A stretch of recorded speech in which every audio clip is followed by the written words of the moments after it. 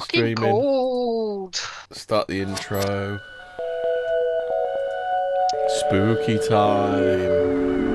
Finally warm in my room. The coals have got going. 25 degrees. You I know. living in luxury. It is lovely. I've taken my jumper I'm off. drinking It's some that hipster good. lager hobbit. I'm drinking Brooklyn Brewery. Why do you like drinking like beer? What tastes like washing up liquid and hops?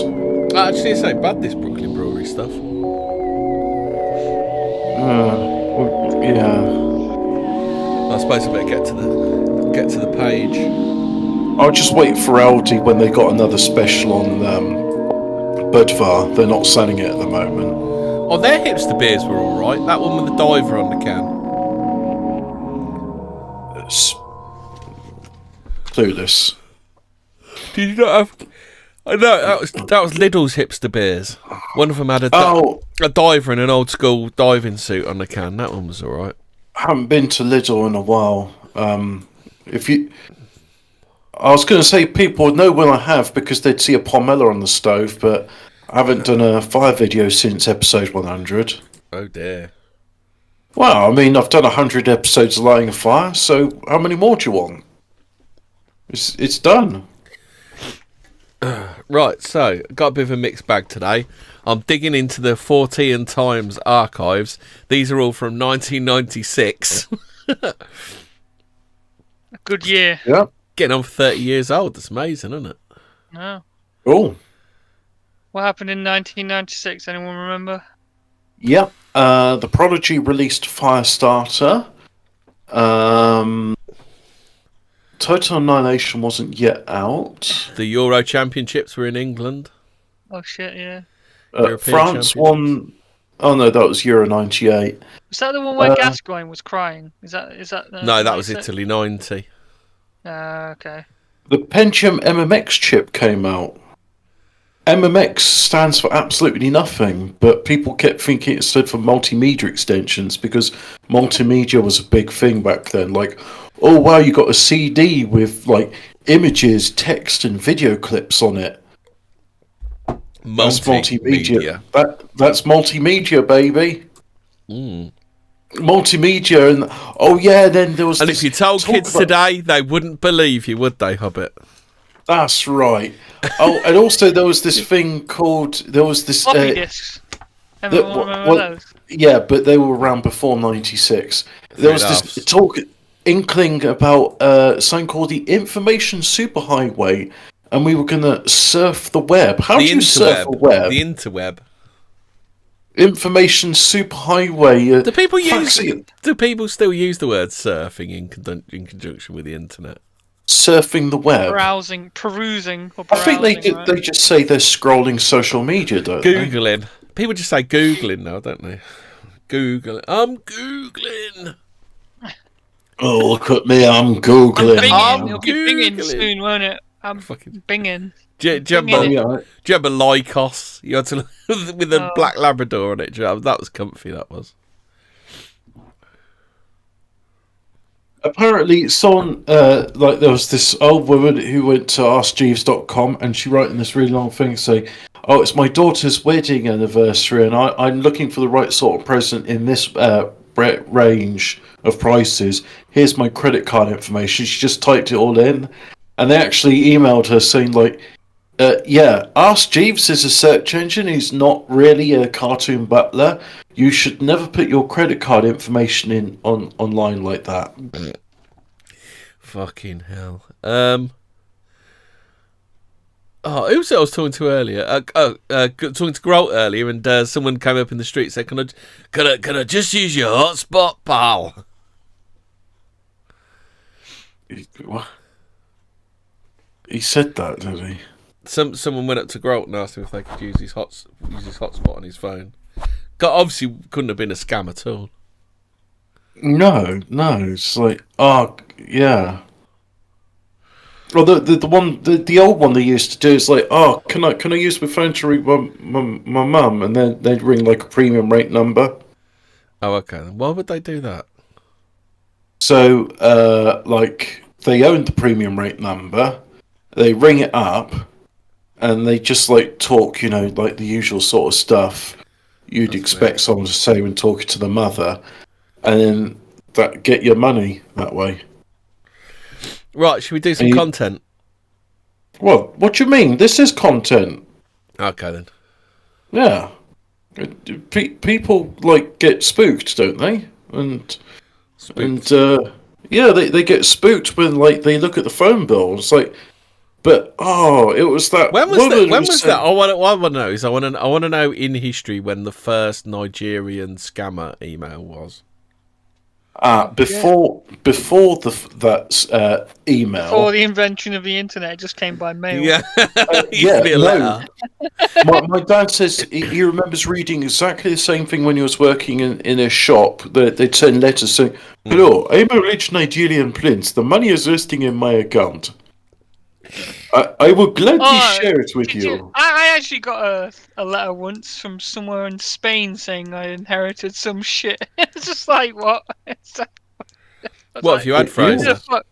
I don't know. What have you had? And you're just so cynical. You're going to be like, "Oh, I'm not falling for that." Yes, I have no Spanish relatives at all. Just randomly, someone's left me an inheritance. Fraser's just turned down a massive estate of millions in fucking pesetas because he thought it was a scam.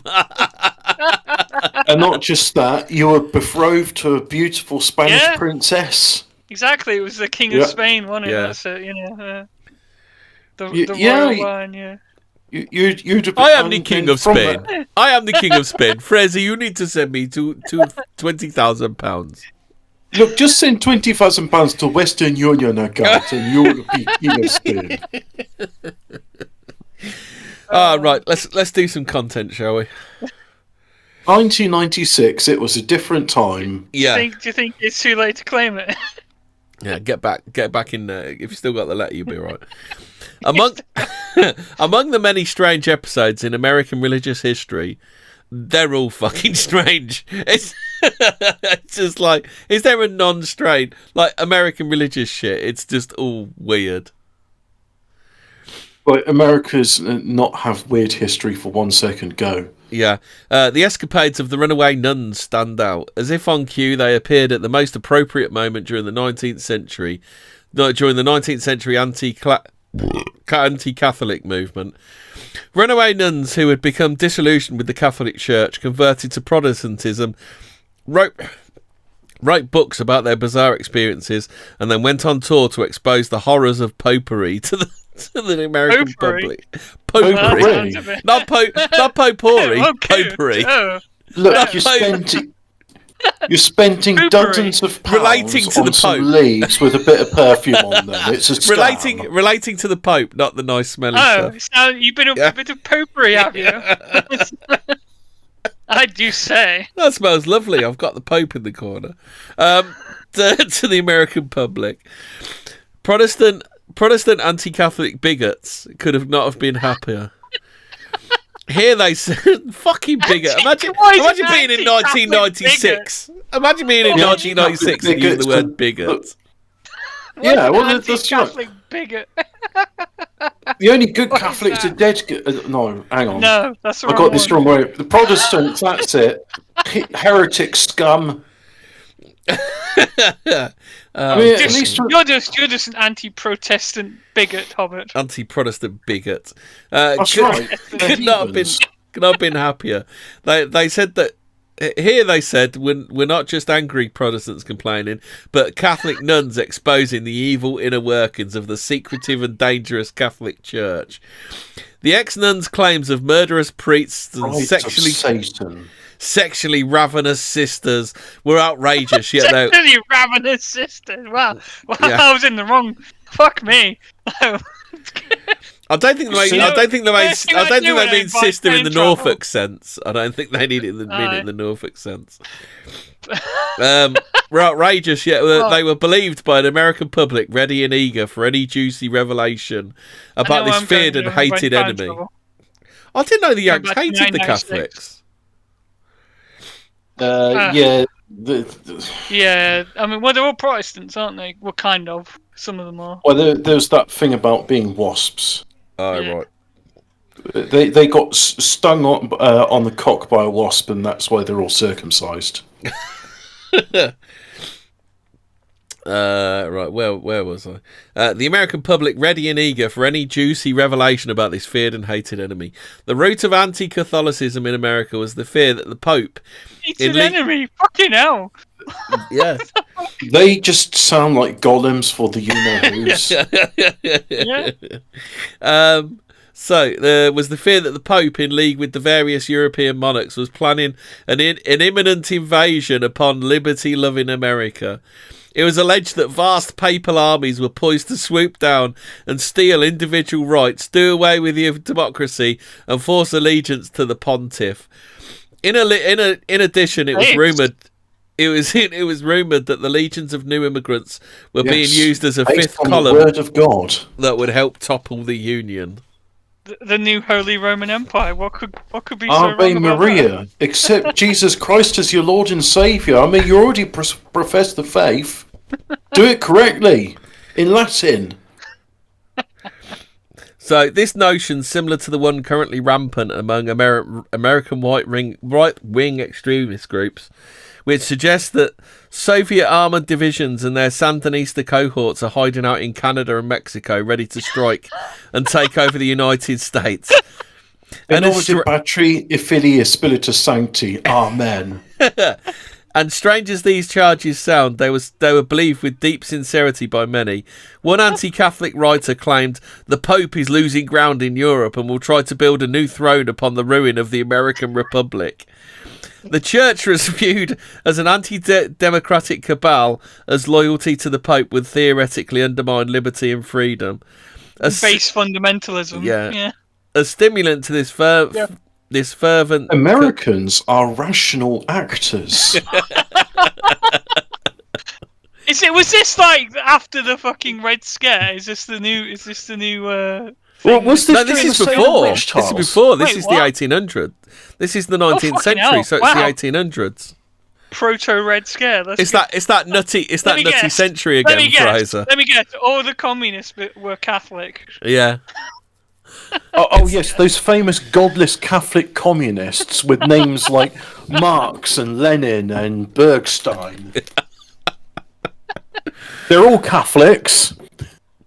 A stimulant. Is it me, or just Americans have to be scared of something at all times? I think they do. That's the thing we're here. Yeah. Fuck you know. A stimulant to this fervent Catholic bashing was the then popular body of virulently anti-Catholic literature, which identified the Pope as the Antichrist, focused on the anti-democratic nature of the Church and its plans for the physical invasion of the United States, and claimed that powerful Catholics were trying to take control of the movement. The government, not the movement. Within this body of literature were the works of the Runaway Nuns, the life of Edith O'Gorman. I'm just Edith O'Gorman. Hello. Just a runaway nun. Just a runaway nun. Just your typical Once runaway a priest nun. asked me to do some work, and I decided, you're a papist devil. How dare you ask me to do work on the Lord's Day of Rest? And that's when I became Protestant, so I did. Is typical of their alleged experiences. In her autobiography, Convent Life Unveiled, 1871, O'Gorman... It was just orgies. It was just orgies. Well, we'll find out. O'Gorman tells the story of her 6 years as a Catholic sister of charity and why she ran away to become a Protestant. From infancy, she is inclined to prayer and piety. The problem is that she finds little or no pleasure in everyday life or Catholic ritual. On Assumption Day in 1862, she confesses her dilemma to a priest. He tells her that the only way to save her soul is to join a nunnery. With this directive, she increases her habit of intense prayer and self-induced fasts, which bring on visions. The father tells her that these reactions are a step in the right direction, and she enters St. Elizabeth's Convent in Madison, New Jersey on the 1st of October 1862. It's not long before things begin to go wrong. As a novice, she's treated fairly well, but is uneasy about some of the practices she claims are going on around her. There is a great deal of secrecy. The convent's inner workings are being kept from the general public, and she's not allowed to contact her family. The abbess puts on a facade of tenderness and love, but behind closed doors is a nasty tyrant. The orphan children the nuns care for are ill-treated. One is whipped mercilessly, while another is locked in a closet until she goes mad. Edith alludes to, but gives little detail about sexual relations between priests and nuns. She also claims the Mother Superior has strong emotional tie to the local bishop, and her story is just the beginning. The trouble really starts in August 1864 when she's transferred to a nearby convent. The head priest, she claims, plays up to wealthy local Catholics, ignores the plight of the poor, and sells indulgences. One of the young priests falls in love with her, but is rebuffed. He then drugs her as a prelude to committing amorous mischief. Is that struggle sex? Amorous mischief. BDSM. It's a surprise snuggles. Is it surprise sex? Is that what amorous mischief is? Luckily, she wakes up at the last minute and escapes before any harm is done. She was asleep, what? He drugged her. Did you not hear that bit, Fraser? He drugged her. Oh, no. Yeah. Oh, I didn't know. Luckily, she wakes up at the last minute and escapes before any harm is done. Contacting her Mother Superior to report the attack, Edith says she is told that the father knows what he is doing and to expect no help. Obviously didn't. He didn't give her enough drugs because she woke up. On 31st of January 1868, after 6 years as a nun, she reaches the end of her tether and runs away. Once on the run, Edith's life becomes one strange episode after another. According to her book, she proceeds to a monastery to confess, and a monk tries to kiss her. When she complains, the head priest tells her it's all her fault. Is this shades of Me Too going on here? Is it? It's just fucking... They're all trying to rape me, father. As soon as she finds herself in a house of prostitution, Protestant leads to prostitution. I knew it. She soon finds herself in a house of prostitution, seriously contemplating suicide, on the verge of cursing God. Do we think the prostitution came before or after she joined the house of prostitution? I'm wondering maybe whether they weren't asking to kiss her. So wait, is she implying that the convent is a prostitution house, or is No, she ran away and then found her. Obviously, she ran away, was destitute, and then had prostitution to make ends meet. I see. On the verge of cursing God, she has an ecstatic revelation. God didn't have to be a prostitute to make ends meet. She could have been a washerwoman. She could have been a dinner lady. She had to be a prostitute, Hobbit. Ah, yeah, there was no choice. It's just like... She had to be a prostitute. Yeah. # believe all nuns. She had to be a prostitute. She had no choice. God speaks to her, saying she has a mission. She's told, "Go teach the lesson you have been taught." That's my God voice. Is it like... So she'd knock them off and then she'd give them a sermon saying... Yeah. You remember that feeling you had when you came? That's the same as Jesus' love for you. Are you feeling shame? You should be feeling shame now. Go to mass and then you'll feel alright. And then when you feel randy again, come to me and I'll see you through. I'll see you through. Upon being given these divine instructions, she renounces the Catholic Church and becomes a Protestant. See, there you go. It was being Catholic that led her into that situation. That's right. Hobbit BTFO'd. Wow, I stand by a Protestant prostitute put me in my place. Spurred on by God and Ralph Waldo Emerson, Gator!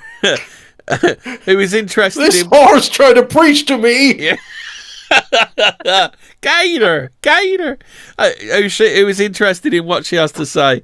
She hits the anti-Catholic lecture circuit. I had no idea there was an anti-Catholic lecture circuit. Is that the one where is that called the kill stream? It might be.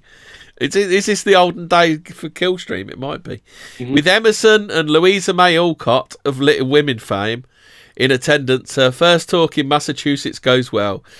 She describes the alleged evil inner workings of the church and exhorts people not to send their children to Catholic schools, convents and monasteries.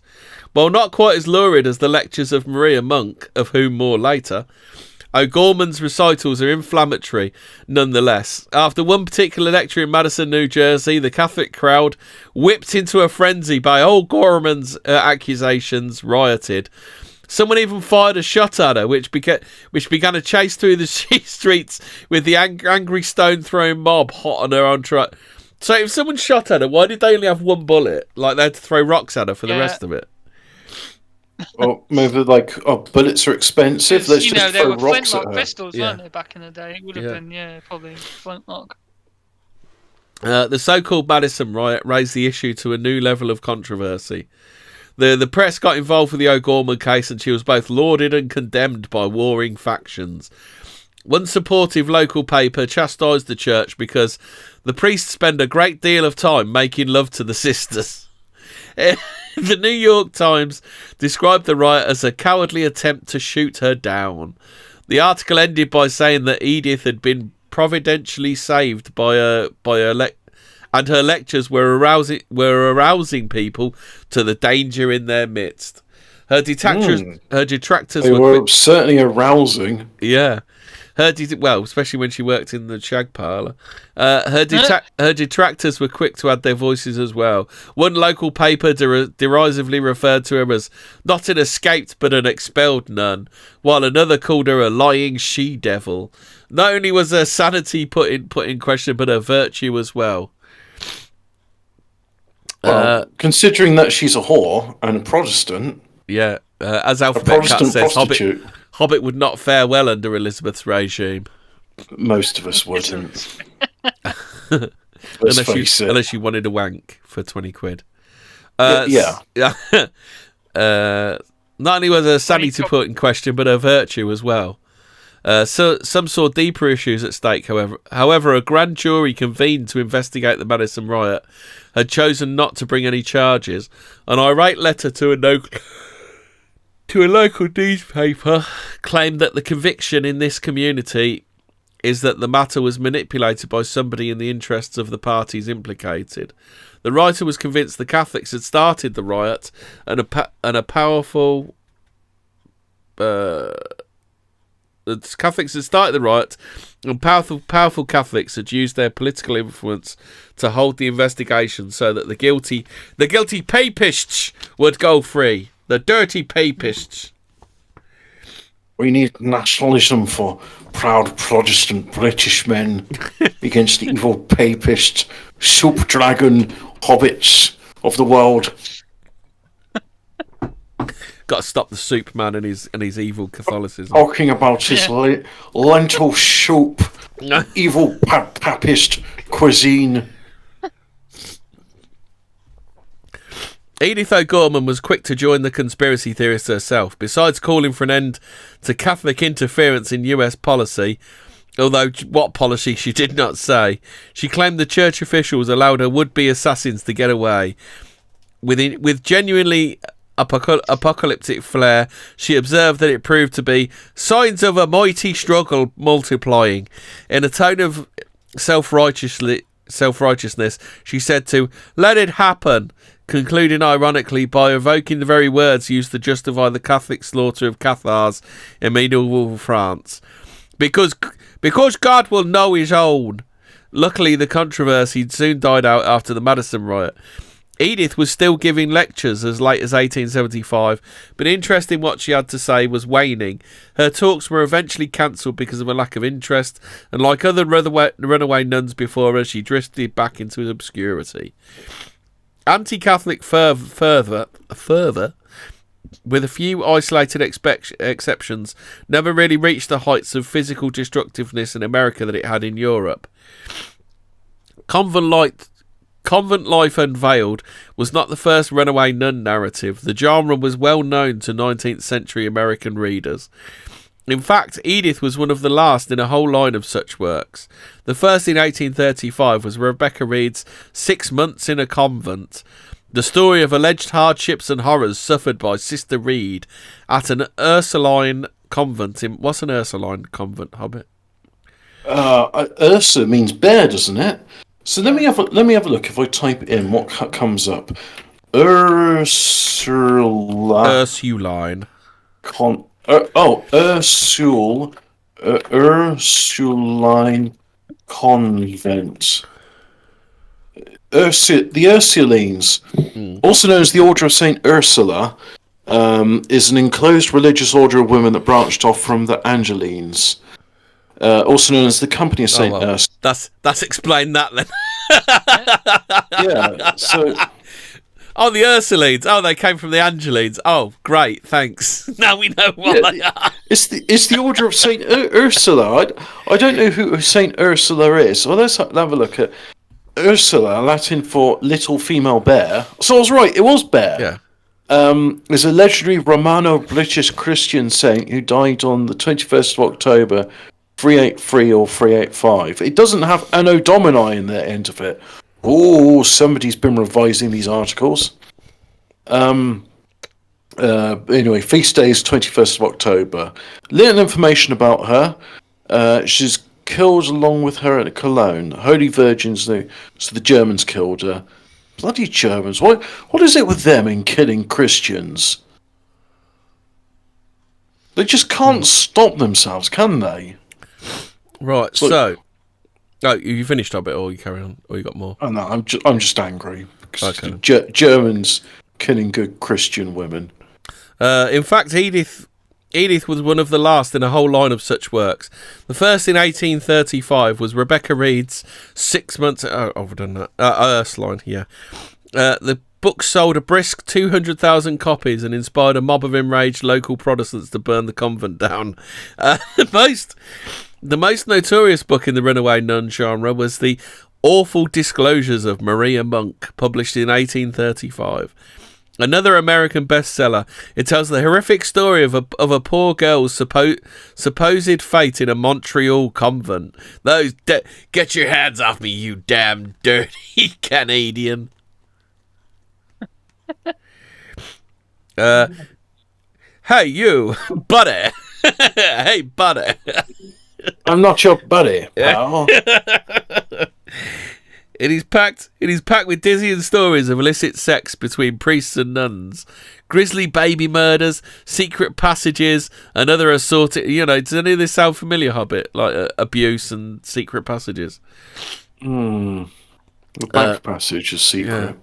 Yeah. The public was outraged by all scandalous Romish activity and anti-Catholic fervour. Fervour was cranked up several notches. In the end, it was discovered that Maria was a deeply disturbed young woman who had, with non-Catholic help, fabricated the story and was being manipulated by Protestant clergy in their own to their own ends. What a fucking surprise, eh, Hobbit?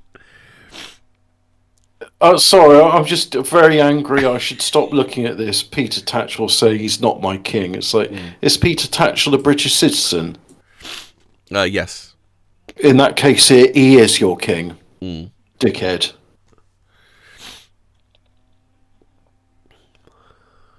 So, sorry. I was just thinking about Saint Ursula, and then for some reason, no, carry on. Okay then.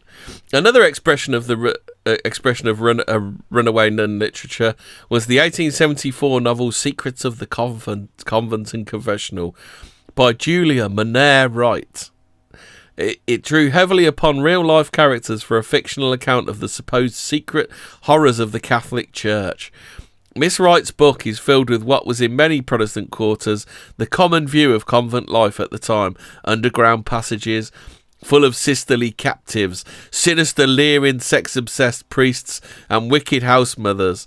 Lucia, one of the main characters, is a 19th century model of the innocent Protestant heroine about to be lured into a life of subservience by screaming papists. Wright used footnotes to enhance the apparent objectivity of her story, although she quoted mostly anti-Catholic writers such as Edith O'Gorman. Runaway Nuns helped stoke the fires of America's 19th century mass delusion about the perceived dangers of the presence of the Catholic Church. Their insider claims gave justification to those already convinced of the Church's perfidy. Despite attempts by neutral... Isn't this refreshing reading 30-year-old journalism, Hobbit?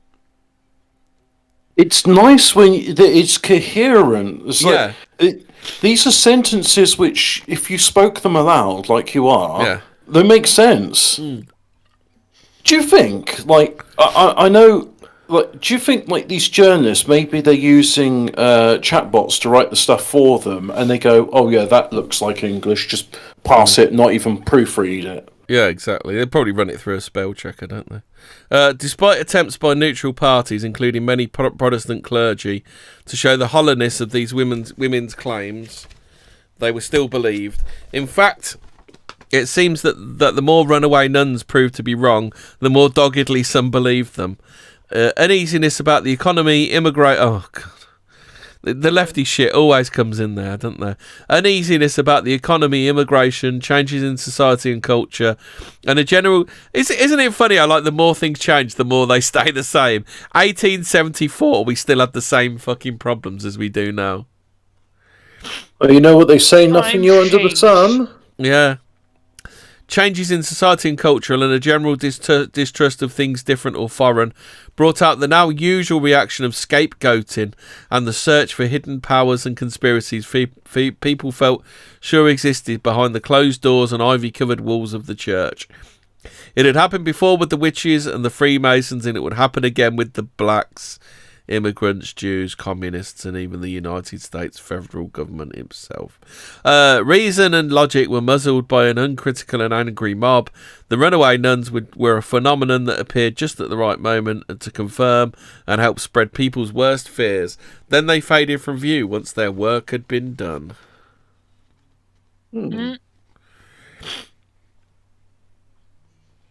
Okay. Okay, this is like a companion piece about it. So, I'm not quite sure how this one's going to turn out. There is no doubt that today the likes of Maria Monk and Edith O'Gorman will be doing the rounds of Oprah, Geraldo, and other TV talk shows. Their tales of secret societies and subterranean rituals, lusty monks, pregnant nuns, and murdered babies are the very stuff of perennial public fascination.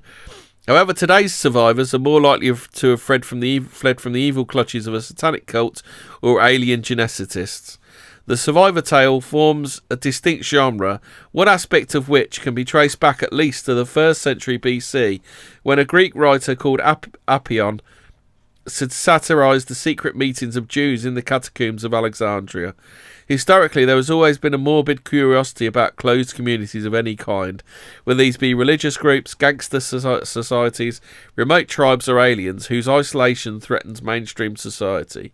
A key ingredient of this genre is imagining what goes on in that seclusion. For example, it was popularly believed by the Romans, who were normally tolerant of any imported religion, that the first Christian groups held their meetings behind closed doors to indulge in incest and cannibalistic infanticide, and to conspire to undermine the state and social norms.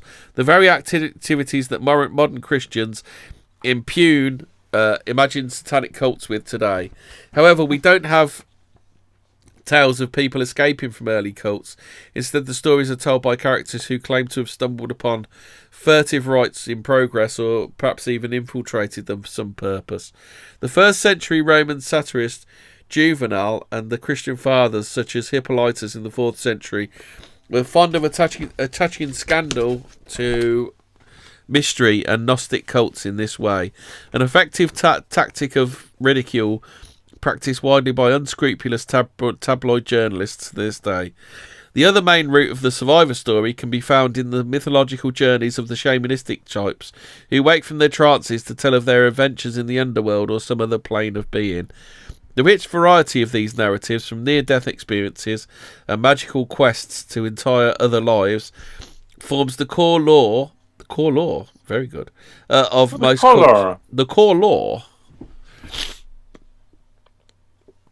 The core lore of most cultures. Only much later, past the first millennium, do we hear of survivors proper.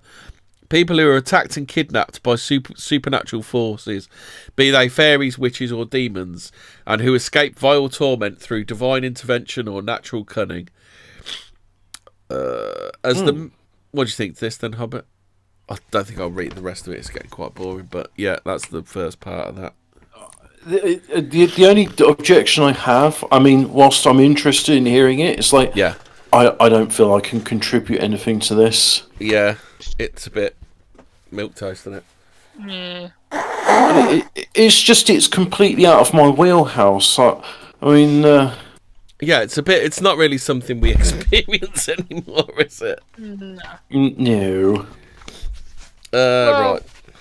Yeah. Go on then. Yeah, it's just a bit weird. It's kind of funny, like these weird bubbles that don't really. Well, I don't know actually. Maybe you could, like kind of say to do with the grooming gang situation as well. Like there are quite a lot of people who don't believe that stuff like happened, and Well, as we've recently found out in Sunderland, like some people lie about it, don't they? Well, yeah, exactly. Bjarki, calm down. Like you look manic. It's just all I can see is Bjarki with the occasional shit with like some other people in the chat. It's like 99% of the chat is Bjarki. Mm. Settle down, lad. It's okay.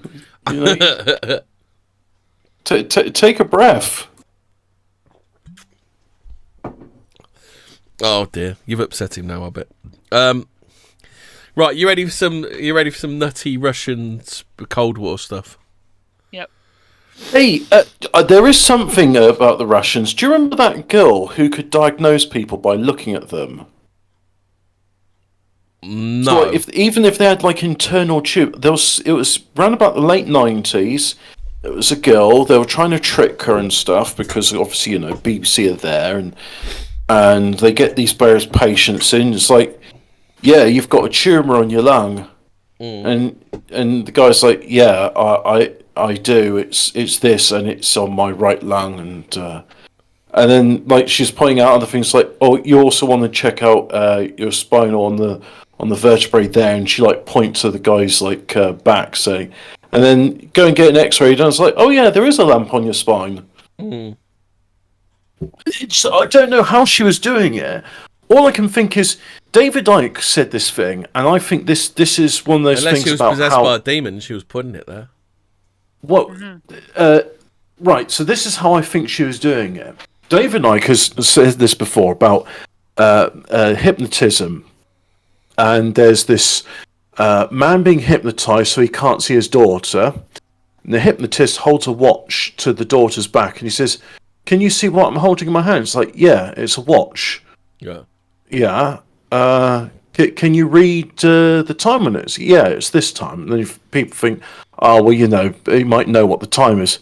Can you read what the inscription on the back is? It's like, yeah, to my wife, and then reads out the name of the hypnotist wife's name, which is like, unless you looked at his watch, like you actually took off for the show, you would not know what was there. Yeah. And so he's seeing this stuff as if his daughter was invisible, as if he's just looking through the air. Yeah. I'm thinking this Russian girl, she's probably in the 30s now. She's got this ability to see people, like when they say you can see auras and things like that. Uh-huh. I'm not saying she's seeing it with her eyes. I'm saying that she sees it with whatever the metaphysical thing is that perceives the world around us, and she can see people's disease and ailments. Yeah, because we vision. Our vision is quite weird, isn't it? Because we don't actually see what we think we see, do we? Because all we get is it like a frequency bounced back at us? So there is that. Like, yeah. Yeah, I mean, there's that little bit of the eyesight where I'm told it's something like a thumbnail's bit of it, which you actually see in detail, and the rest is peripheral. Yeah, and it's filled with memory. But then I thought, hang on, so if I'm just driving a lorry and stuff like that, I mean, I know my eyes are darting all over the place, but really, I'm only seeing like a thumbnail-sized bit in detail.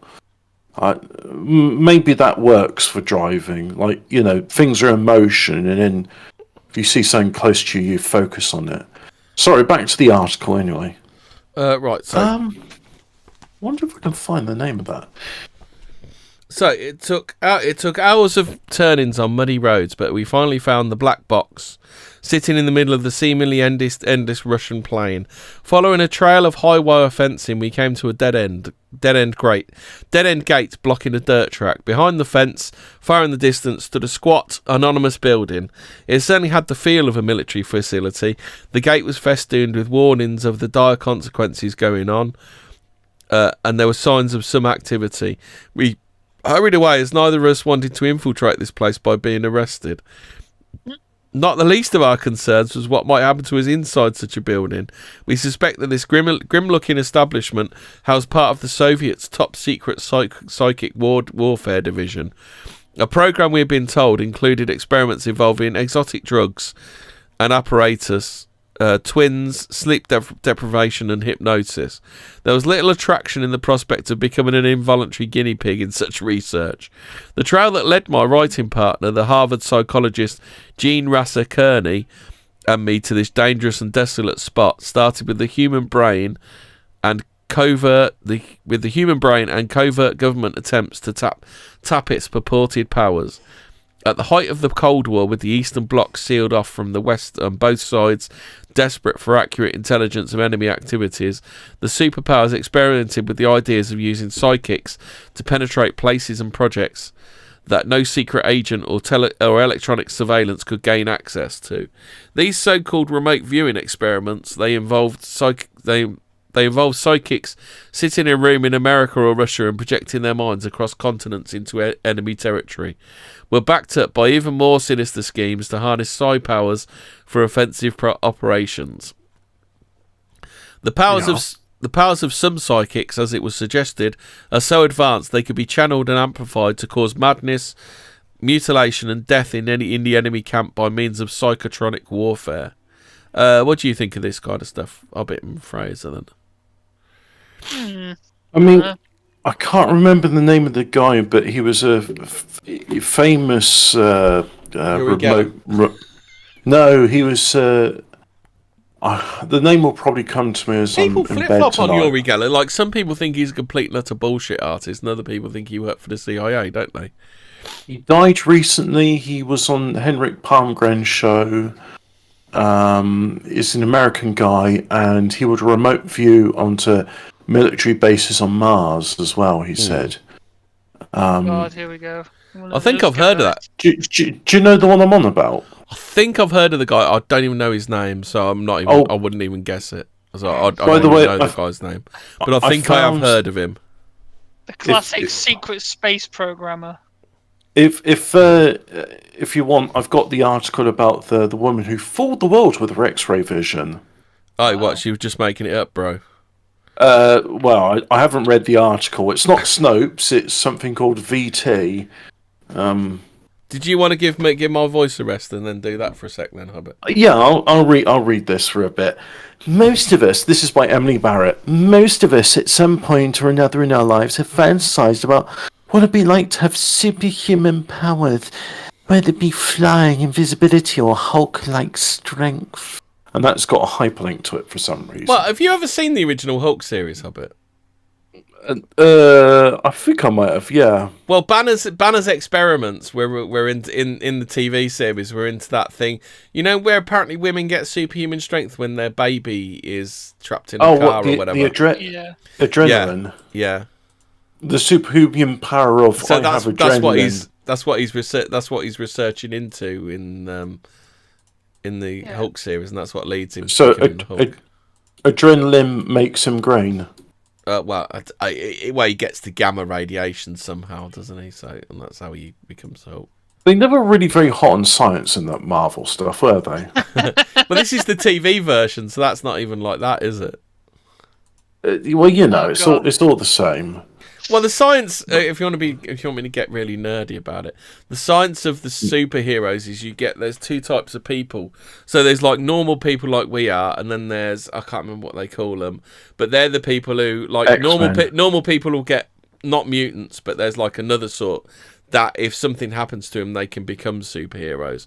So you got normal people. They said there's a gamma blast. Normal people will just die in the explosion, whereas like people like Bruce Banner will get powers. Whereas from it. God's chosen people, the X-Men, they will, be exposed to the Ark of the Covenant and gain superhuman powers. Because the X-Men are mutants. They were born like that.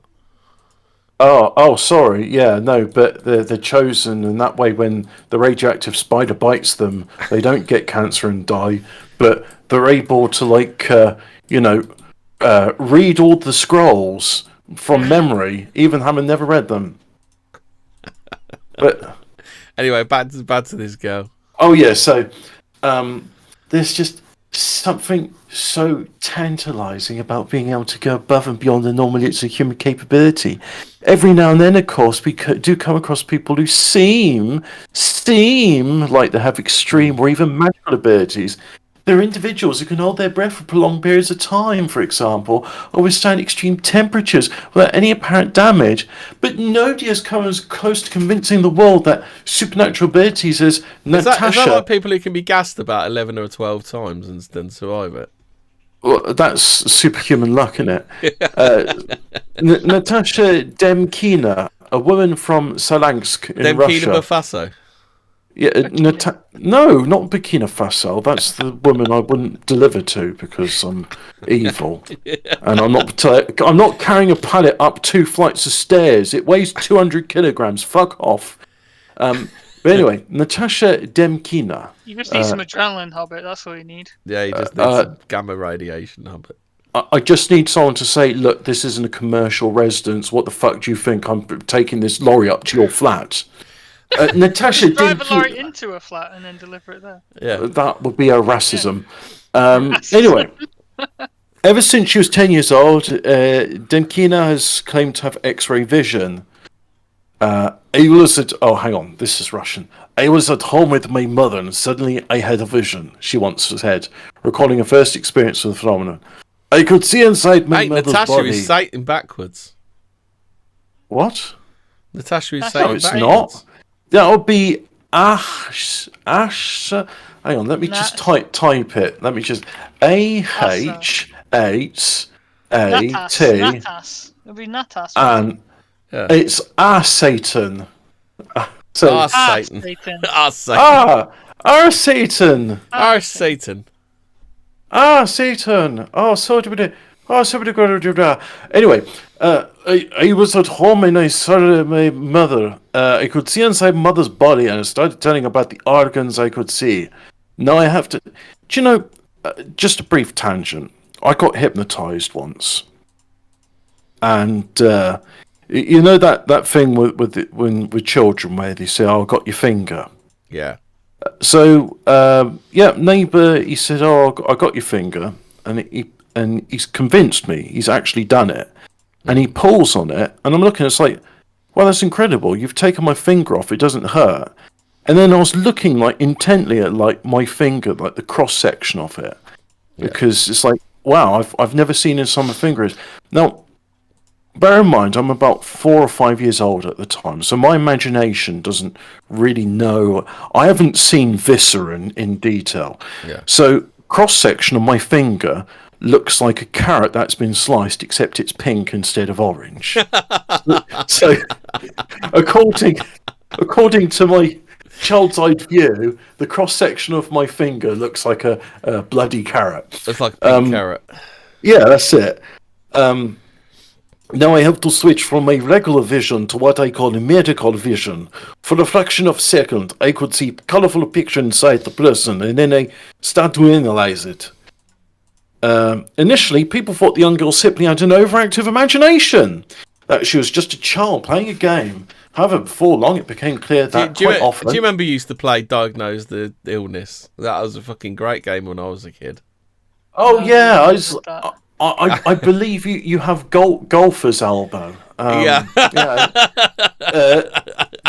Were you aware of the slight clog in your left clavicle there? Yeah. Yeah. Initially put the overactive imagination, just the child playing game of let me diagnose your medical condition. However, before long it became clear that quite often what she saw was fairly accurate. No, it was accurate. It wasn't fairly accurate. It was accurate. Soon after, it's like, you have gallstones. Yeah. How many have I got? You've got 5 of them. And then operation happens. It's like, there's 5 gallstones. Joke's on you. We found 6. Yeah. Well, you split up one into 2 smaller ones. Soon after, she began performing readings for people in Russia, with many individuals relying on the medical judgment alongside, or even instead of, opinions from trained professionals. Oh no, they didn't turn their nose up at credentialism, did they? Like they actually put it this way. One of the leading causes of death is medical malpractice. It's long been established, and I know I'm going to get a bit of flack from this. I know someone in the audience is going to be like, you're talking shit. Yeah. Picard season 3 is actually good. Yeah. Look, doctors... No one's going to say that, Hobbit. Who would say that? No one. It's just overactive imagination. Kurtzman's shit on my bed. I'm never ever talking to him again, or going to have anything to do with Kurtzman ever again. Yeah, I'll just put a new duvet on top and sleep on top of that. It'll be fine. It still stinks through the duvet, but at least I'm not sitting on it. At least I'm not directly on the shit. Point being is the medical profession is accepted barbarism. They've barely advanced beyond the stage of using leeches, and in fact, they've gone back to using leeches because it turns out. Well, we've all seen Star Trek 4. What a barbaric practice! You remember that with the brain, with the bleed on the brain. Well, next you'll be using leeches. God damn it! I forgot you watched it recently, didn't you? Yeah. But in addition to that, there were. In addition to using leeches therapeutically, they are using maggots because it turns out maggots are better than surgeons for when it comes to excising necrotic flesh from one's body. It's horrible to think of, but honestly, so slicing somebody up with a scalpel, if ever I was in one of those situations, well, I'm probably going to be dead. But if it's a case of, we reckon we can save you, the limb's got to be amputated. Do you want him to butch you with the scalpel, or do you want the maggots to eat you and see if we can keep the other bits which aren't gangrenous? I'd be like, you put the maggots under a bandage or something. How do you keep the maggots from going all over the shop, do you? They keep the maggots in a place, and they only eat the necrotizing flesh. For some reason, they won't eat living tissue. I have no idea why that is, but it is. Would it be kind of it's less resistant? It's more resistant. Like they don't have the gear to be able to eat it, if you know what I mean. Maybe, yeah. All I can think is like they've got an appetite, and maybe it's like, you know, the civet which eats like ripe coffee beans and doesn't eat unripe ones. And it's better than coffee experts at knowing what a ripe coffee bean is, and that's why they sift for its poo for civet coffee. Oh, nice. You know about? Do you know about civet coffee? I think I've heard of civet coffee. Yeah. I mean, I'm assuming once you roast the coffee beans, it sterilizes it, and they probably wash the poo off before roasting it. Well, mate, don't they just call it Kurtzman coffee now? Look, don't they call it call it Picard season 3 coffee now, where they just wash the poo off it and give you it? Yeah, I guess. But so anyway, point being, back to the story. Why was I talking about that? Oh yeah, the surgeons, they're barbarians. We accept they're barbarians, but they are barbarians. The good surgeons are psychopaths because they don't care if you live or die on the table. They just got their jollies cutting you up.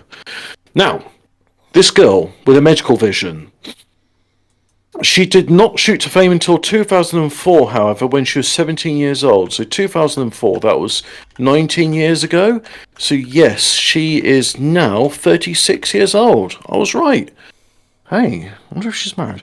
14 years ago, Demkina achieved a certain degree of international notoriety after being invited on the British TV show to exhibit her abilities, which I watched, and she was right. She got it right. While on the show, she definitely gave the impression that she could see people's. It's like saying, "Oh, I heard John Williams playing the piano, and he gave the impression that he could play it." He gave a very good facsimile of someone that could play the piano really well. Yeah. So Natasha gave the impression that she could see what people's ailments were. So she gave the Did she do impression. it as Frank Spencer then? Betty, you've got a bit of cancer. I don't know. I haven't seen that. What impression? What impression did she do?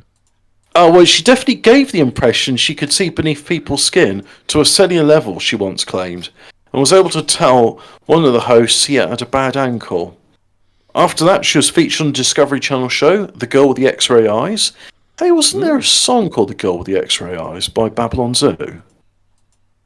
I'm going to look that up. I only know one Babylon Zoo song. Everyone only knows about one Babylon Zoo. Let me just look. X-Ray Eyes, Babylon Zoo. I don't think so. Babylon Zoo, the boy with the X-ray eyes. Fucking hell, Hobbit. That's a fucking pull. Right. So, yeah. That's an esoteric reference right there, Hobbit. That's very Fortean. She was featured on the Discovery Channel Maybe we should do an episode of what happened to Babylon Zoo. Do you remember the what's his name? Fucking Jazz, the dude from Babylon Zoo said that they were going to be bigger than the Beatles. Do you remember all that stuff? When he's part Indian, does he mean feather or dot Indian? Dot. Oh, okay. Oh, for some reason I thought he was part feather Jazz. Indian. His name's Jazz something, isn't it? Oh, I just thought that was like like Jazz Sitting Bull or something. I am Jazz. Oh no, let's not talk about that. No, that's a very Fortean subject for another show. Now, Discovery Channel, Girl with the X-Ray Eyes, and the then teenage seemed only happy to oblige. Oh, sorry. The show endeavoured to get to the bottom of Dead Keener's powers, and then the then teenage seemed only too happy to oblige. Well, yeah, it's like, look, I've got this ability. I can see inside people's bodies. I can, diagnose what's wrong with them before the doctors do. The X-rays and the MRI scans back up what I say. Come on, let's try and figure out how it is I can see. What's this ability I got? Is it heritable? Can others learn it? Maybe this can advance humanity. Shouldn't the theme tune to Babylon 5 have been Spaceman? Man, that would have been a very different show. Spaceman, I always wanted you to go into space, man.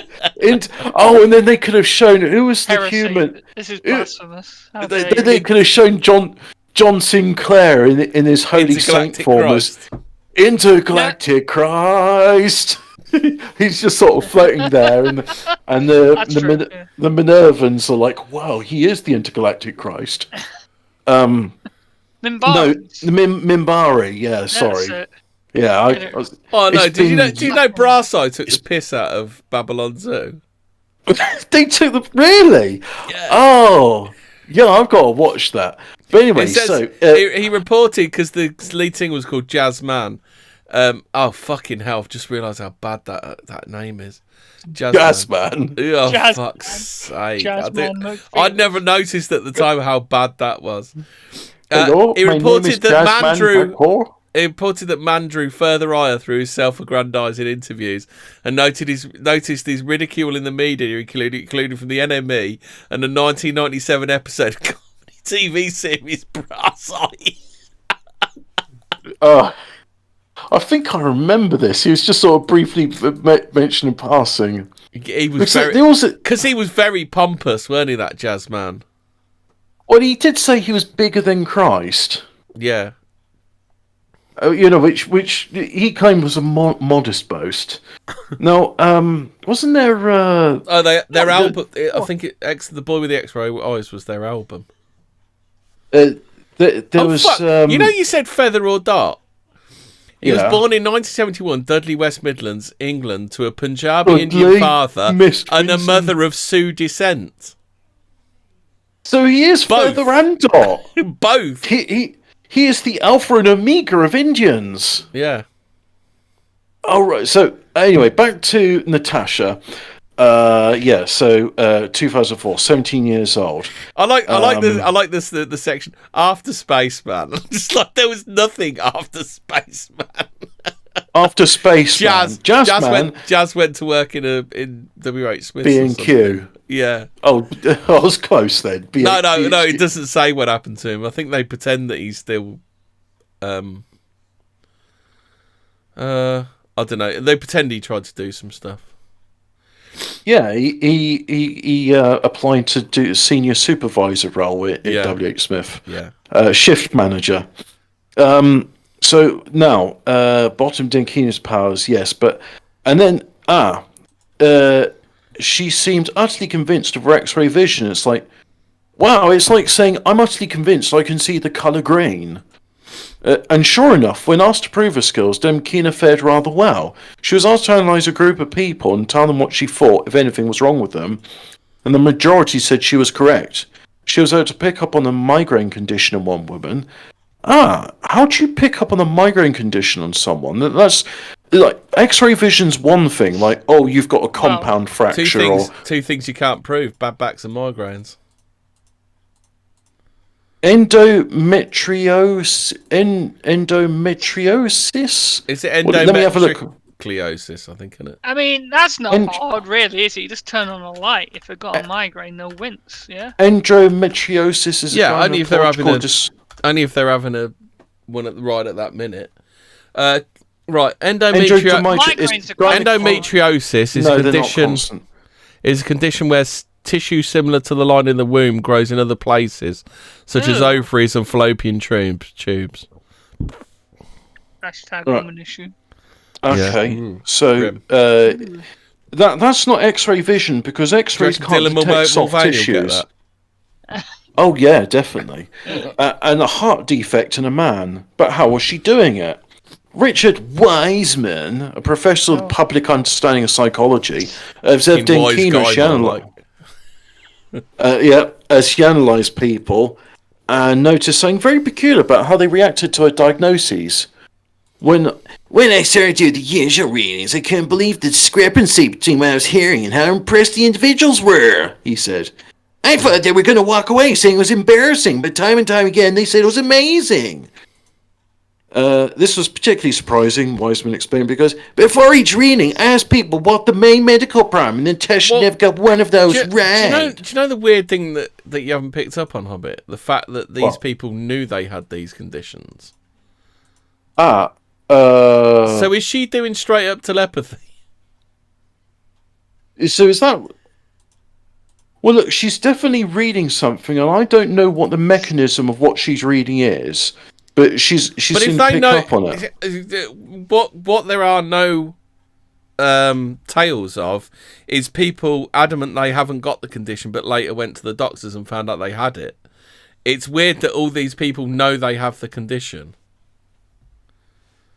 Well, or is it just it's not being explained properly?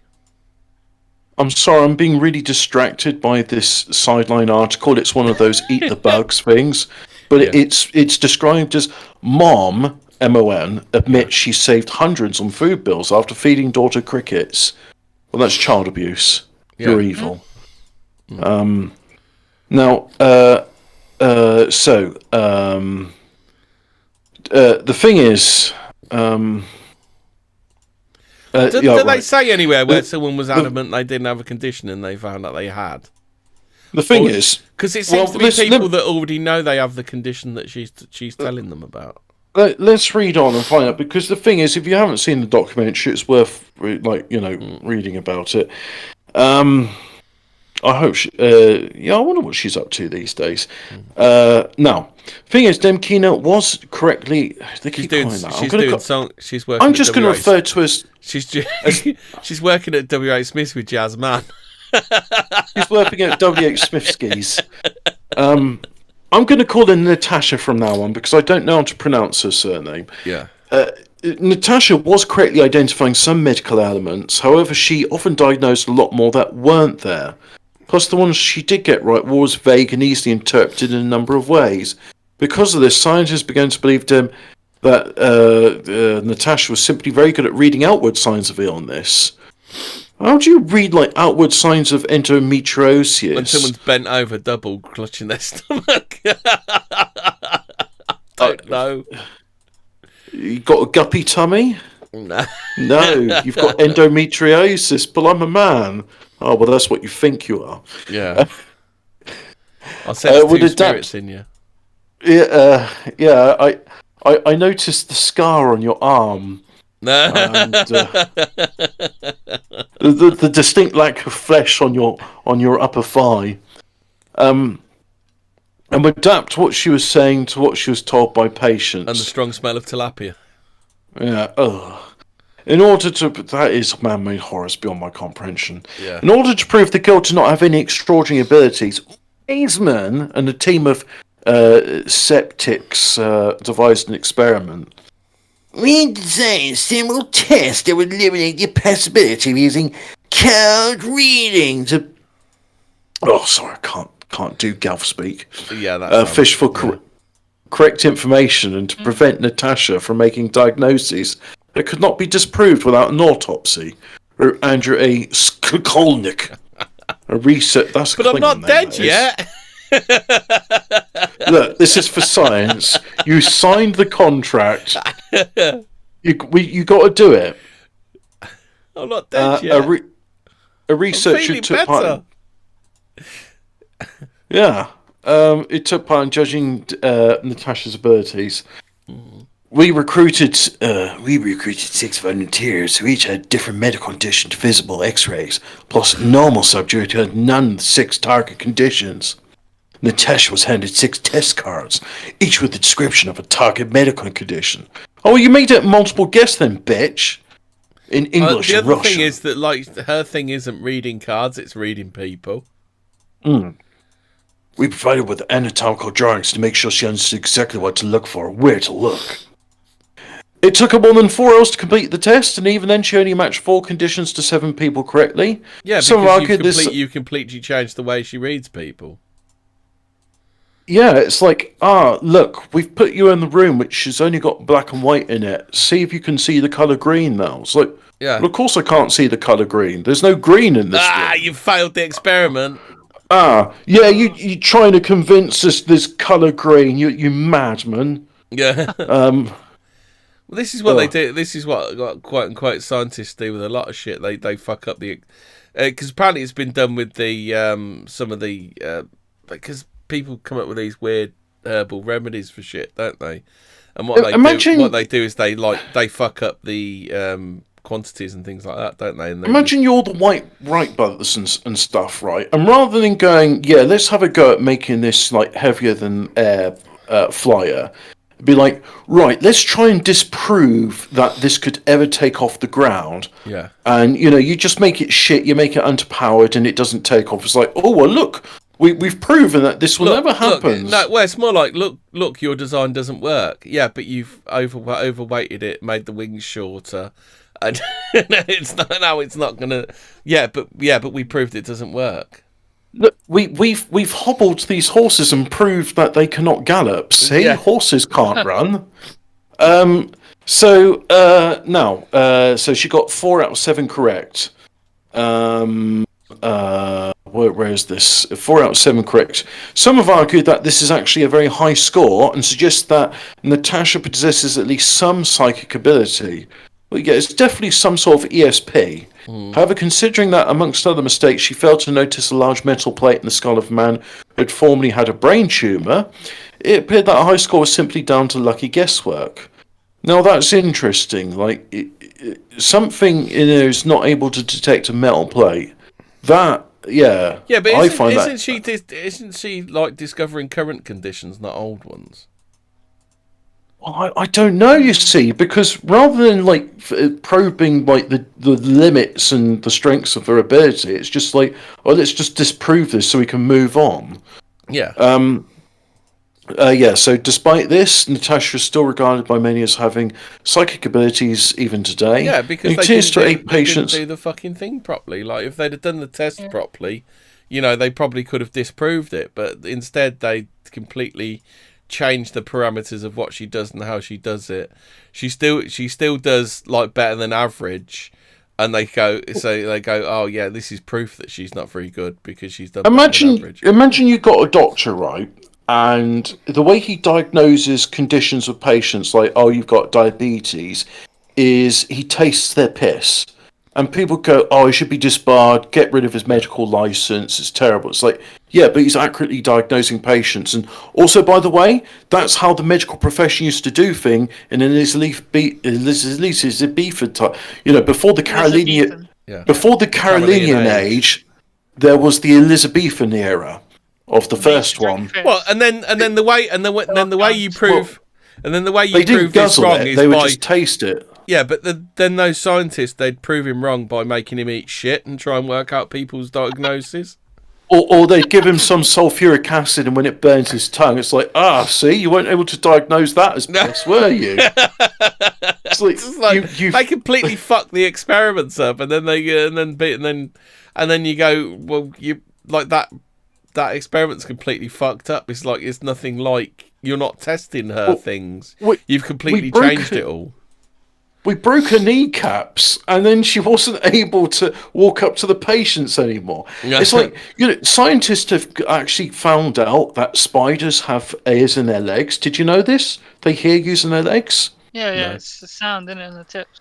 Yeah, well, the way they conducted the experiment, right, is the scientists put the spiders on the table, and then did they put little ear mufflers on them, on their heads? No, it's actually very this experiment is sound. This is like proper science, like a sonar, isn't it? Okay. Right. So what they did is they produced a sound. They slapped the table, and then the spiders ran away from the sound of the noise because spiders do that. So what they did is they surgically removed the legs of the spiders. They made exactly the same noise, but the spider in the same position. They didn't run away. So that's how they prove spiders hear using their legs. Is that because they couldn't run away? No, you're trying to just say the science was flawed, or that they were just trying to disprove. You're just trying to shit on these scientists. No way, oh, dude. Look, what I'm saying is that whilst there should be a degree of skepticism with this stuff, too much of it is just dismissing out of hand and not going there's something new here. There's something in this phenomena which ought to be studied and ascertained, see what we can benefit from it. Yeah. But skeptics are the wrong people. They're closed-minded. They're not going to learn anything. They're just like, everything's. The thing is, they're not actually skeptics, are they? They're debunkers. Yeah. There's a difference between they're just out and out debunkers, aren't they? They're not skeptics. Yeah. Whereas a skeptic should be open-minded. I'm just going to keep the status quo here. The funniest thing I've saw one of these haunted house programs. I'm maintaining the status quo. You've got the science man, Chris French, absolutely science man. I always wanted you to go into Science Man. So Science Man, Richard Dawkins. Science Man goes into a room. He sits down. He quote unquote sits down. His ass does not touch the floor, and he gets straight up and he goes, "There's nothing in here. I'm off." I remember that. Yes, it was just there's nothing spooky here. Need to go now. Yeah, I'm off. Bye. I'm off. Bye. Yeah. There's nothing spooky here. Just that made me laugh. It's like that is definite proof there was something in that fucking room, the way he shot off like that. Well, nearly got through this article and it could go back to Forteans. Yeah. Despite this, Natasha. So ultimately, it seems there's three possibilities about what's going on. Either Natasha is convinced her own ability enough to blag her way through life, or she knows it's fake and she's a very good liar, or, and the one we all want to believe, well, somehow, what's your name, Emily Barrett? I doubt this. The third option, she really does have some kind of special insight into people's bodies. Either way, it's probably best for all of us to rely on tried and tested medical methods, safe and effective. Well, this is the thing. It doesn't have to be either or. Why can't you use homeopathy in conjunction with scientific methods?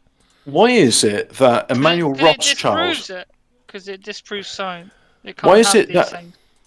when Nathaniel Rothschild on his deathbed, when he made his lifelong campaign to promote allopathic medicine and rubbish homeopathy and say it was quackery, why is it that on his deathbed he had his own attendant resident homeopathist to minister to him? Coincidence. Coincidence. Yeah.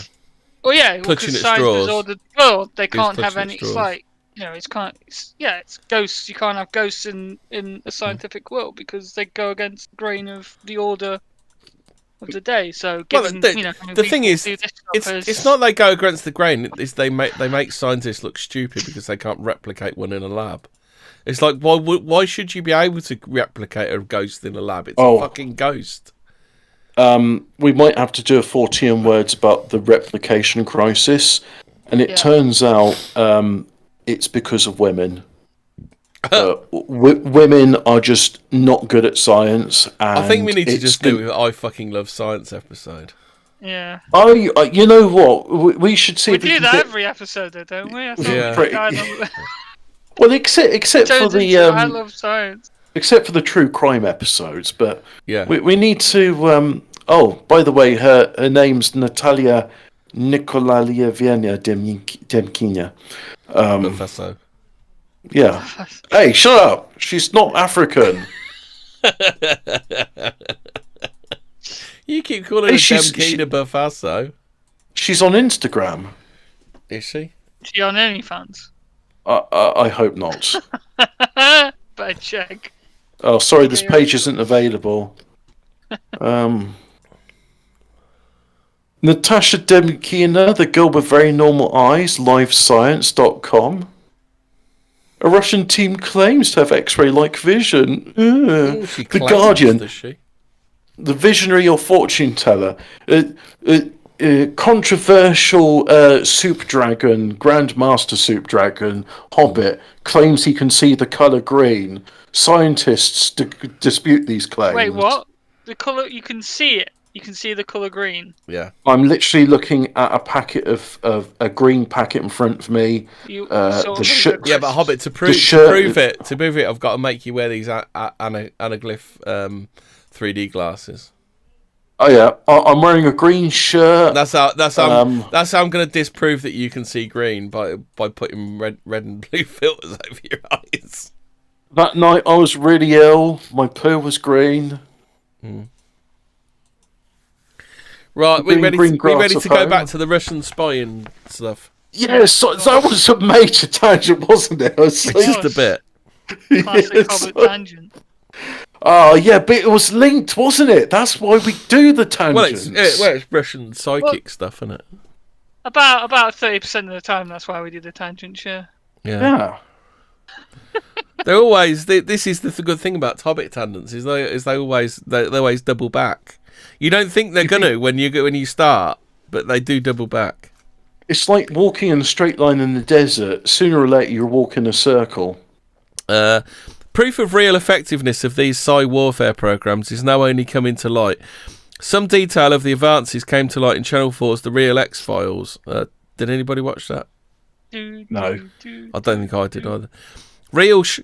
Jim Schnabel, the driving force behind this documentary, uncovered to some extent the degree of military involvement. However, some psi research in the military is hierarchical, closed shop at the other end and at the upper end, and despite Schnabel's persistent efforts, much of the full story remained untold. Information has been made available. The US government in particular has released considerable information about its remote viewing projects. See panel below. That's probably not the best thing to read out. Although this was far from the only psi warfare program the country was involved in. Stephen Schwartz's Mobius group of It's Morbin time. It's Stephen Schwartz's Morbius group of 1975. When you said it's Morbing time, that was my favourite scene. Yeah. Of 1975, conducted research into psychic questing and remote viewing. Because that's what that film Many Stare at Goats is about, isn't it? Oh yeah, and that's like another like what's it, the soft disclosure thing? Like, you know how Stargate is all soft disclosure about wormholes. Yeah. They're even Yeah, like they wormholes went to where? Where are these wormholes? Africa. to other places. Other realms? What other I don't know where these planets? realms are. I just like look, Just watch these our wormholes. Stargate episode. We tell you all about it, don't we, Hobbit? Well, I just briefly mentioned there is an episode of like Stargate where like there's this show called Wormhole Supreme, and they go and investigate, and it's like they decide actually we like this show because we can do plausible deniability about our own official government Stargate program. And why is it that it says made with thanks to the U.S. Air Force? Like, what the hell's the U.S. Air Force got to do with a TV sci-fi show that's actually not very good? Maybe there's like a You need to watch it again. That was a good series. What are you on about? It's the What, most Stargate? campus fucking yeah. I did not enjoy it. I watched every episode of it, including Universe and Atlantis, because I wanted to see like Mrs. Hemi likes SG1, Yeah. and she only watches the best TV ever. It's not the worst thing I've seen. I mean, it's better than the A-Team, but at the same time, it's pretty like I didn't enjoy it. What are you MacGyver? talking about, fool? I want you to watch MacGyver Hobbit and have some headcanon between the two. I do like MacGyver, and I watched it because Patty and Selma from That The is the Simpsons perfect mentioned it. autistic kids program, isn't it? MacGyver. Yeah, but the thing is, it's like Patty and Selma from The Simpsons. It's their favourite show, and it's like, how do they like? I mean, I guess it's because they fancy MacGyver.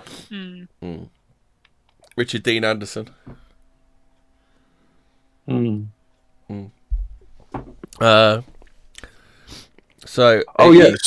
so this geezer, he also worked on cetacean weapons. Pair of goats. What's a cetacean weapons interface for ex-naval intelligence? Citation. Is it spelled cetation? Like yeah, CETA, CETACEAN. So that's a fish mind interface. So what is weaponizing dolphins? Yeah, no, that's a mammal. Oh, failed Hobbit. Oh, so he's got sharks with freaking laser beams on their head. Yeah, cetacean weapons interface for ex-naval intelligence, whose viewing experiments led to archaeological discoveries in the Bay of Alexandria off the coast of Egypt. Also in 1975, the US Army Missile Command hired a nuclear engineer named Thomas Bearden to do a technical report on psychotronics, a postulated mechanism that leads to materialization. In a nutshell, this had to do with groups of people creating thought forms out of the collective unconscious. So a tulpa, in common parlance. However, the inspiration for this, I thought you'd have something to say about that, Hobbit. No, I just said yeah. Yeah, I mean, I can fully understand the military having a go at all this stuff. Is this why they try so hard to debunk this stuff then? So if you were the CIA, you've already got control of the media through is it Mockingbird? No, it's not Mockingbird. What's the TV? I think that is Mockingbird. Is that Mockingbird, the TV one? Yeah, the TV CIA project. So you got Mockingbird. So you've got the media all signed up, all sorted out. So you get Mrs. Russian on. I can do the thing, and then they go, woo, ha, look at that crazy Russian bitch, don't they? And that's basically what they do on the news, don't they? You get the X-Files music. They go, ha, look at that fucking retard. So then the CIA spirit her away, put her into a program, and they're like, it's all sewn up then, isn't it? Yeah. Pretty much, yeah. Yeah. Interdimensional Lizard says cetation needed, bro. That's not bad, is it? Yeah. However, inspiration for this interest did not come from Bearden, as my research in Russia showed. In 1973, Gene Kearney received a letter from a Russian scientist named Dr. Igor Vladsky. Fuck me, that is literally made up by a Hollywood scriptwriter, isn't it?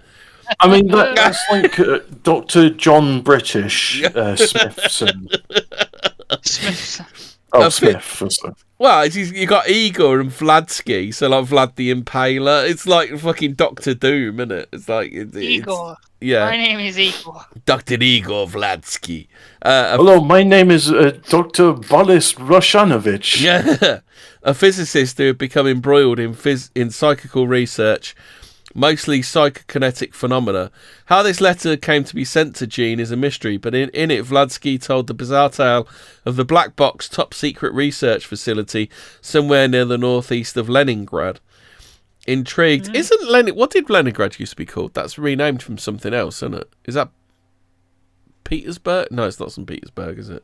Let me have a look. Yeah. I thought Leningrad was a renamed place.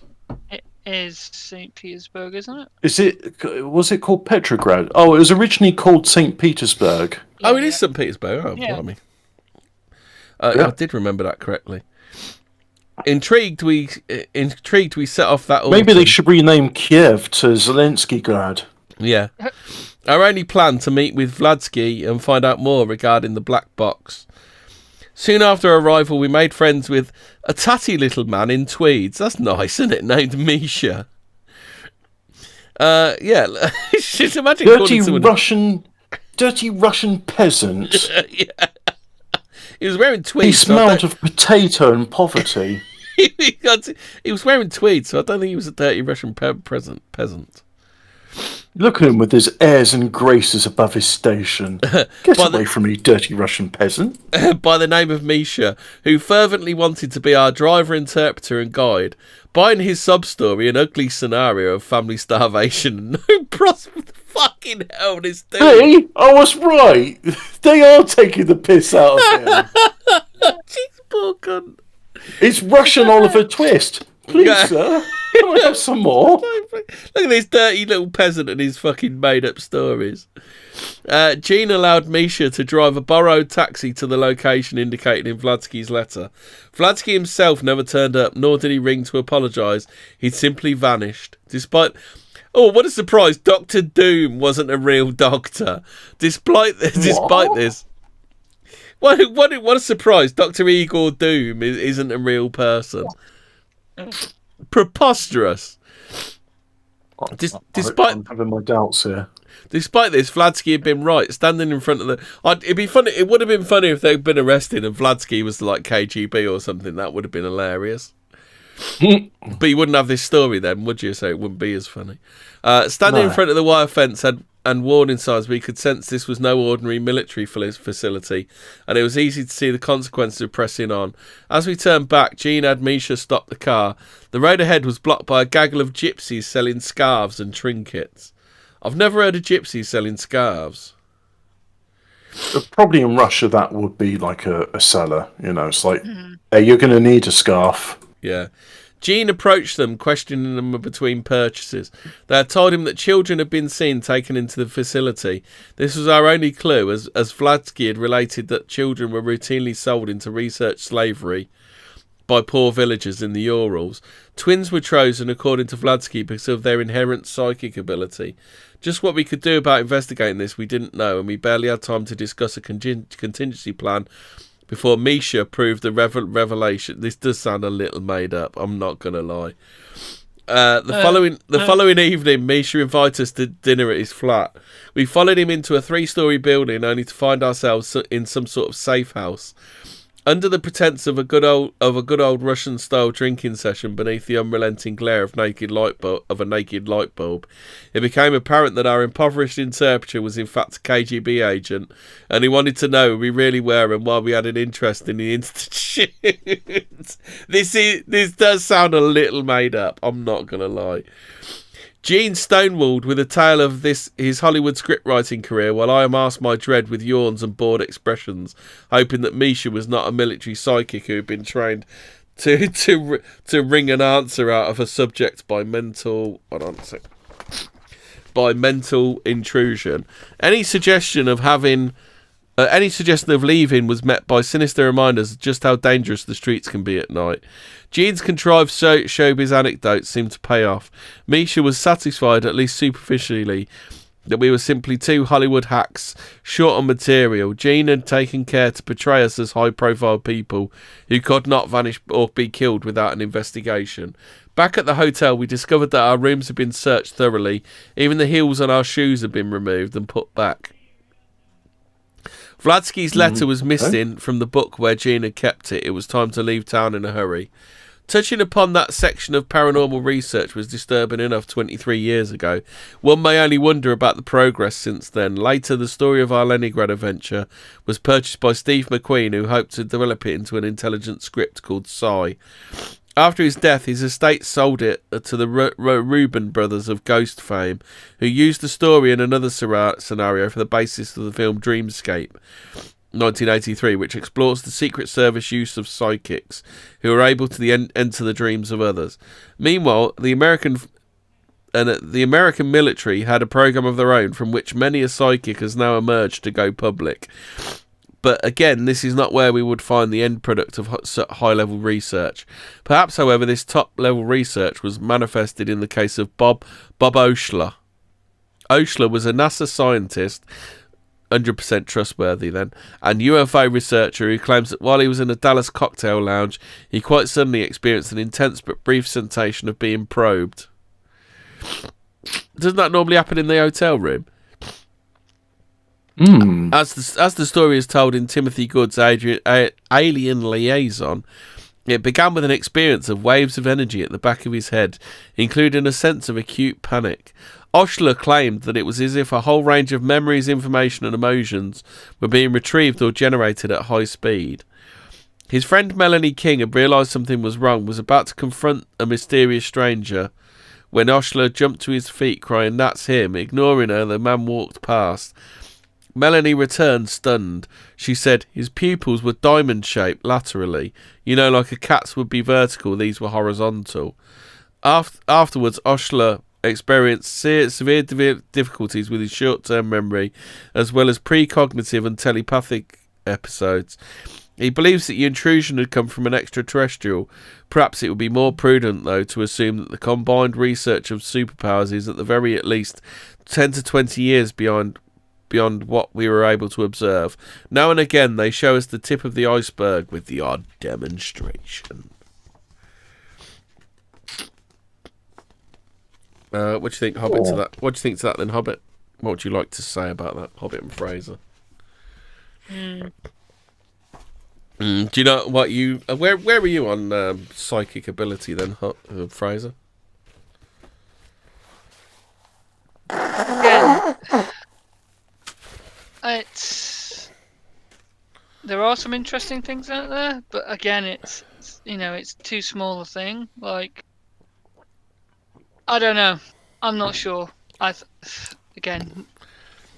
mean, a lot of this sounds like a bit of a yarn, doesn't it? Yeah. It's like it's such small scale. Like, it's hard to say like what it is. Like, why does it only seem to be very few people are affected by it, or it's. Oh shit! This might be interesting. I'll read the CIA bit. The bit that's referenced in the article. America's Central Intelligence Agency, CIA, is to recommend to Congress that it discontinue funding for Operation Stargate, a program of parapsychological espionage that exploited the apparent ability of some people to visualize hidden or distant objects or location, also called remote viewing. What are you going to say, Fraser? No, that's again, that stuff's interesting. The remote viewing thing, that is actually interesting. Like, some of the other stuff, like, is not proven, is it? I mean, they've been, fucking telekinesis, pyrokinesis, stuff like that is, well, fan fiction, fucking comic book shit, isn't it? Yeah. So, this was made public by the CIA after it was reported on ABC TV's Nightline news programme of 28th of November 1995. The surprise result came during a month-long period of media interest in remote viewing sparked by syndicated columnist Jack Anderson and Michael Binstein. At the request of Senate Appropriations Committee, the CIA was asked to assess the project, which it... I'll bet... No, I didn't say anything. Oh, I just you switched just my sitting down. microphone. Well, the thing is, the remote viewing thing also ties into the Akashic record stuff, right? Because again, you know that's what's the interesting thing. It's remote The viewing is Akashic, basically Google yeah, Maps. yeah, basically, yeah. Isn't it? Like the theory that time is like a line and you're just seeing points on it, right? That's what remote viewing is tapping into, right? Yeah. I don't believe time is a line, because there are plenty of people who've been told by aliens or whatever that we all experience time incorrectly. Right. Time isn't a line. I think you should be. I don't know how we should be experiencing it, but we experience it wrong. Because this is part of, because we experience time linearly, and when we say people are they're ahead of their time, that's idea is ahead of its time, or you're behind the times. It's like the phenomenon, the way we live is a linear progression, and it's just it's part of the game. I think when we die, we'll lose a lot of what it is to be human. I mean, it'll be part of us, but it won't be the entire thing. Some people also posit that it's part of controlling the human race. The fact that if we could experience time correctly, then we wouldn't be controlled as much as we are. Well, this is it, isn't it? Like, okay, so whatever is okay. This is going into the theory of like, well, this is a prison planet kind of thing, isn't it? Yeah. Where souls are trapped here by our flesh, right? So the flesh is the thing that's stopping us perceiving time, as a, well, whatever you want to. So we're going for a theory that's kind of similar-ish to the underpinnings of Scientology kind of thing. Well, that's the problem. I have a different theory. It is. Yeah. All right. Okay. Let's hear it. Yeah. So I believe that, because I'm thinking to myself, like, the way we experience things will be very different when we're dead, because we won't be alive for a start. And I think being human... Well, will we be dead, or will we just shed our mortal coil, as the phrase goes? Well, there's that thing of the everlasting life. Now, don't you find that a weird phrase, our mortal coil? Well, maybe it refers to... Well, you got the caduceus... Does it refer to like bioelectricity or something like that? I thought it referred to the caduceus, which is a double helix, which, as we know, is also that DNA thing, which was only seen when Francis Watson and Professor Crick took LSD whilst they were trying to... No. Wait, they saw DNA? Have we actually seen DNA? Right. They visualized the molecular structure of DNA. So we haven't seen DNA. Whilst they're so have we not seen DNA in a microscope? Anyway, or whatever? Point being, let's focus back on the afterlife. We can get to that. Okay. I think, regardless of how nice the conditions are, if you've got to have an eternal life afterwards, you're not going to be doing it as a human. If you're doing it as a human, it will be torture. You will go insane, regardless of it. So I think when we die, we must transcend what it is to become human. And I'm starting to think, what if it's like these lives, they're like chapters in a book, and they're read by a higher being which isn't human, but we become part of that being. Like for example... Have you ever seen that? Have you seen the film The Seventh Seal? You seen that one with Demi Moore? Just a minute. Well, so, that actually comes into this Hobbit. I know. I'll finish the point, because I think I'm onto something here. Believe it or not, I'm not actually a Hobbit. I am a human being. But I've read The Hobbit and I've read Lord of the Rings, and I like to think that at least Samwise Gamgee exists in me, if not a little bit of Frodo Baggins. So maybe that's what the afterlife is. We're chapters in a book and a story. Anyway, tell me about the Seventh Seal. So the Seventh Seal. So this comes back to you people, about you like going insane because people live so long. It's about the. I think in it the guy is the spoilers for a 30-year-old film, but the guy is I think he's the Roman soldier that put the spear into Jesus. Spoilers Yeah. for all time that happened 2,023 years. No, Again, another 2000. spoiler. Yeah, but the spoil is the reveal for the film. So spoilers Actually, for a he died 30-year-old in. film. Was it? He died in AD 31 or 33. Yeah, but he didn't die. But he didn't in the Seventh Seal. He didn't die. He carried on. So what he does is he brings about the apocalypse because he just wants to die. He just doesn't want to live anymore. So that's just why I was bringing it into your thing about living forever and going insane. Yeah. But yeah, like the idea of remote viewing is kind of, I think, tied to this idea of this Akashic record, because I mean they're not, I mean, what would they be tapping into then? Like, they aren't using their eyes, right? They're seeing something that's recorded, right? So at a certain time and place, yeah. So they're a bit like Natasha. I'd go a bit more esoteric with this. I think it's because, well, you don't even know what your mind is, where it physically is, or any of that. Like, I think it's more to do with what the mind is and how it works. So are you talking that they're on the precipice of omnipresence? Is that what you're saying? Like something, or they do. Well, back to shedding your mortal coil. I mean, do you become an ethereal being? A being of pure energy or something like that, maybe they can just slip out of their mortal coil temporarily.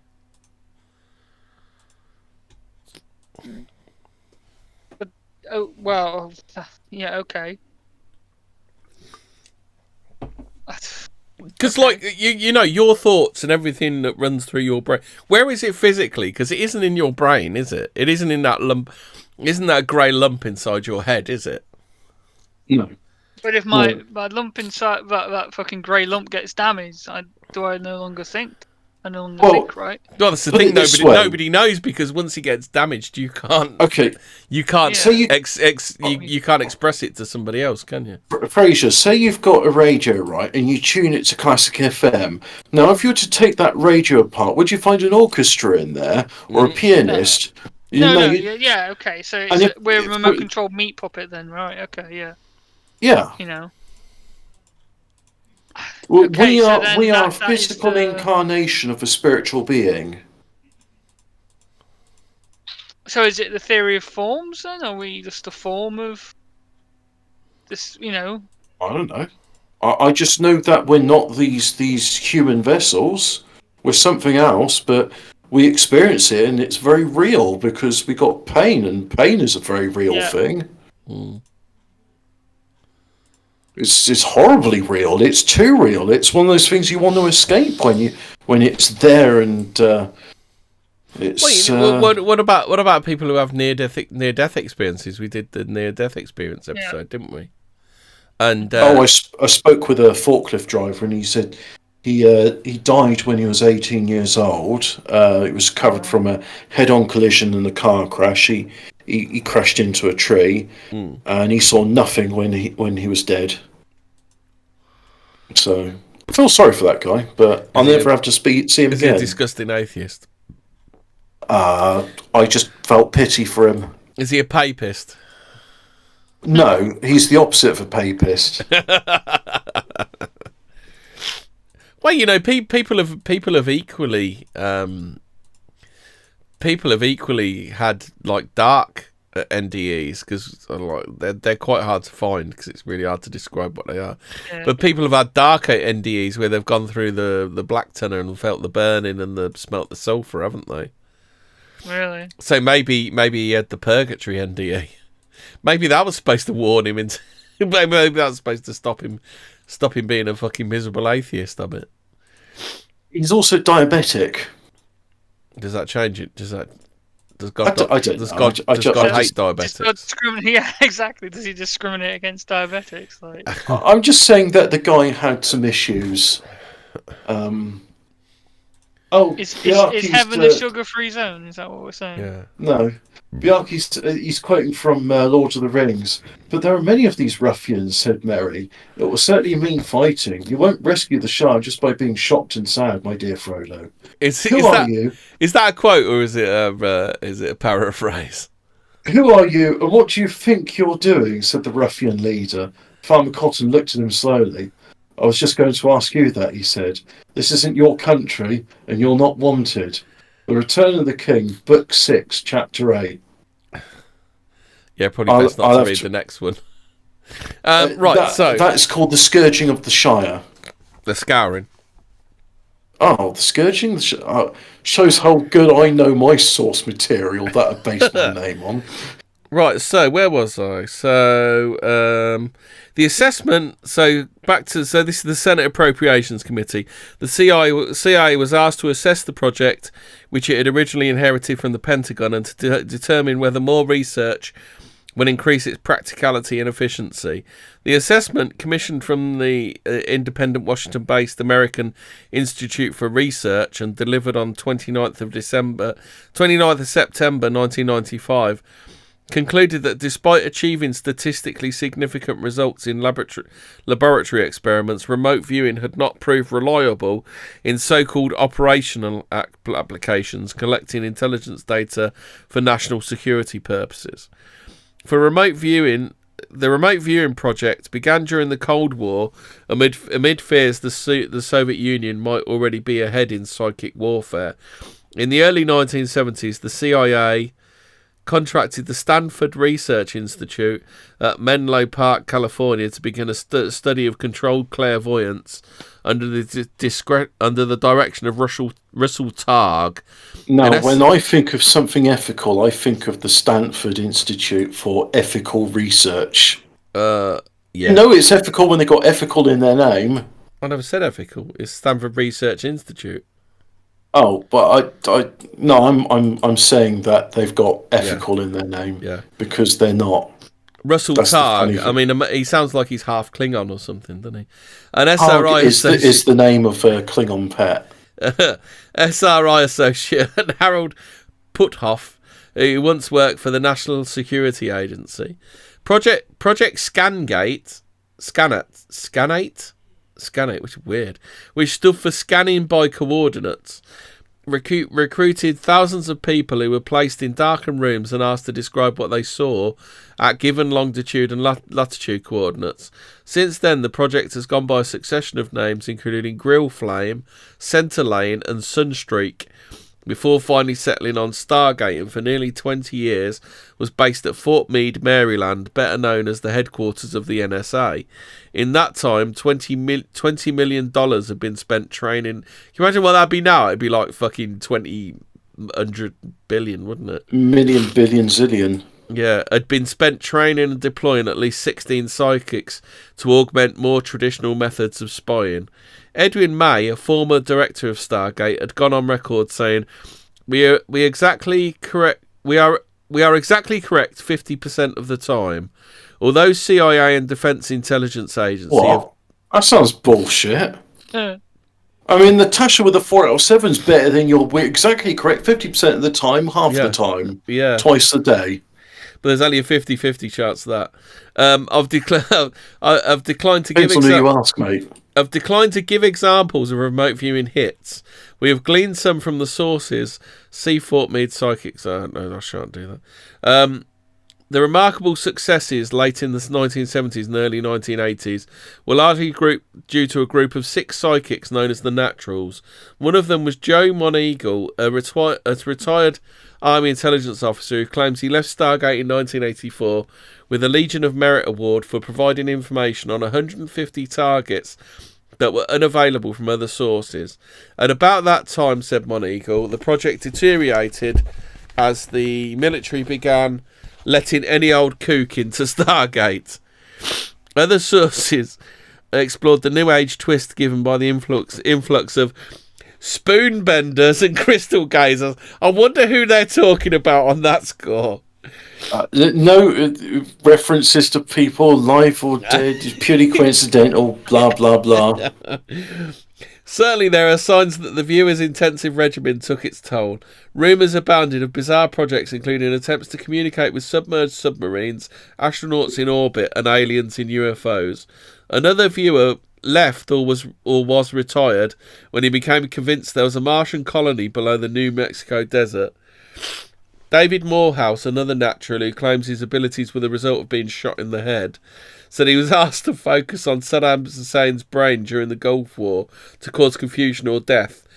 Fired for freelancing, he fell to hawking his life story around Hollywood. The authors of the CIA Commission study, Ray Hyman, an experimental psychologist at the University of Oregon, and Jessica Utz, some very strange surnames there, a professor of statistics at the University of California, Davis appeared to agree slightly about the nature of remote viewing itself. Hyman's criticism lay in the way the project's successes seemed dependent upon believers running the program. Even with his bias, he said their hits were only 5% above the 25% expected. Well, he said 50% earlier. From chance, and therefore was not a convincing demonstration that a paranormal ability is involved. Nonetheless, Utz, a former SRI consultant, was in no doubt about the validity of that small margin. There is convincing evidence of a real phenomenon, she said. During the telephone interview, she told Reuters' Jim Wolfe that using the standards applied to any other area of science, the case for psychic functioning has been scientifically proven. The report points to a more important divergence of opinion between the Pentagon and the CIA. Speaking for the CIA, David Christian accepted that no further official US research into a remote viewing was warranted. We think the intelligence community shouldn't pursue research on this and that it is best left to the private sector, he said. Interesting. Yeah, private sector. In times past, however, the Pentagon... So they're not saying there's nothing here. I mean, that to me... So if you're saying it's best left to the private sector, you're not saying nothing's there, are you? You're saying we don't need government scrutiny in this. Yeah. Yeah, we have other uses for this. That's what it sounds like to me, doesn't it you? It's best, it's best not to have public oversight in these matters. Yeah. He said in times past, however, the Pentagon had claimed strategic successes with remote viewing, and their champions on Capitol Hill, notably Claiborne Pell and Charles Rose, have staunchly defended the military use of paranormal phenomena, asserting that Stargate's miss rate is no worse than that of conventional espionage methods, and was cheap at $1 million a year. Cynics and conspiracy theorists will all wonder what the institutionally devious CIA means by this report and its publication at the time. Is it an honest cost-shaving exercise, or a rather sinister red herring that conceals far more than it reveals? Well, I think the real takeaway from that is they want to palm it off onto private companies. Yeah. So we say now that why do that? Yeah. Well, I mean, when they say, "Oh, we're not the ones inhibiting your freedom of speech," they're a private company. So it's like, we're not the ones spying on you; they're a private company. Yeah. It's not our fault. It's not our fault. Google's doing all the stuff they do. Yeah, it's not our fault. Yeah, Google's psychic division is spying on you. What are we supposed to do about it? Our hands are tied, innit, mate? Yeah, sorry, it's more than our job's worth. Yeah. What, do you want us to be communists and start regulating businesses? Even though the businesses were founded by In-Q-Tel, which was the private equity firm of the CIA. I mean, next you'll be saying there's no difference between corporations and the government. The governmental media complex. And Project Mockingbird, which put money into it. Is it NBC? So, just in case anybody's not sure, in 1997, In-Q-Tel, which is the private equity firm of basically the CIA's got a load of money from Iran-Contra when they were selling crack cocaine to, black neighborhoods. And they used that money to found various companies, and one of the companies that decided to use the In-Q-Tel money on was Google. And Google have their project which DARPA were working on called the Artificial You, which was like the digital homunculus version of yourself. And now you could say, oh, well, Facebook's taken over that thing now. They have a digital file on everybody on it. And Google and Facebook, they're all buying this stuff. So yeah, but now they could Yeah, but just it's say, all right, "Oh well, because it's a private company doing it. it's a private company. It's not DARPA research. It's not CIA seed money. It's private firms, bro. What are you against the free market or so? You sound like a communist." Are you ready for a lighter story? Cannibal sailors. Should we fit? Oh fuck, we only got 5 minutes left. Oh yeah, a bit of light entertainment, some cannibal sailors. This is only 2 pages, so I should be able to get through this fairly quick. Dinner on 25th of July 1884 will always be remembered in our family because of an unusual main course. My great grandfather's cousin, a 17-year-old cabin boy called Richard Parker. Parker, would you be so kind as to use the machine guns? Yes, my lady. It's a bit different to Roger the cabin boy, isn't it? The Herbie Hearties. The cabin boy. Our family roots and semen stains. Yes. Our family roots are in Woolston on Southampton Water, and like many of you, I've started a sentence with "and." Oh, what was I saying about how good the journalism used to be? Oh well. Yeah. Can't win them all, eh? Alphabet Cat Parker, would you kindly skin the main course for me? So he boarded the Mignonette, a ship built on the Thames for an Australian millionaire who wanted to explore the Great Barrier Reef. The captain of the vessel, Tom Dudley, had trouble commissioning a crew for her long maiden voyage, and so to avoid delay, her owner went on ahead by ocean liner. Later, the Mignonette, with Edwin Stevens as mate and Edmund Brooks as hand, left Southampton, their last port of call for the long haul to Australia. It was Richard Parker's first voyage on the high seas, and his last as well. Thomas Dudley was a sturdy and resourceful captain. Stevens and Brooks went about their duties efficiently, but Richard had problems. Captain Dudley wrote in his book, June 28th, "Breaking the weather, first heavy seas, yawl sound, handles well, cabin boy a poor sailor." They were 1,600 miles from land when the South Atlantic hurricane broke. The Mignonette was hit by huge waves and sank in 5 minutes. July 5th, hit by hurricane on the port beam. Mast away, sails torn, enormous seas, Mignonette sinks. Take to open dinghy, very little food. In the panic to board the lifeboats, Parker threw their water barrel and provisions into the sea, expecting them to float. They sank. Good idea. To see what else could be salvaged, but all he managed to grab were 2 tins of turnips, which he mistook for meat. The turnips did not last long between 4 people, and survival was looking less and less likely. They caught a splash of rainwater in a cape, and Dudley, using a clasp knife tied to an oar, was able to kill a turtle. The knife was to come in useful again later. Oh, God. They were drifting away from the shipping lanes, pushed on by violent storms. Parker began to drink seawater. July 16th, no sign of shipping. Estimate at least 7 more days with contrary winds. Parker sick, seawater. Turtle hard to digest, raw and oily. So what does drinking seawater do to you, Hobbit? It hydrates you. Doesn't it, isn't it something to do with the salt causes some sort of osmosis that fucks you up as well? Yeah, so it's saltier than your body is, therefore it will draw water from your body into it. Yeah.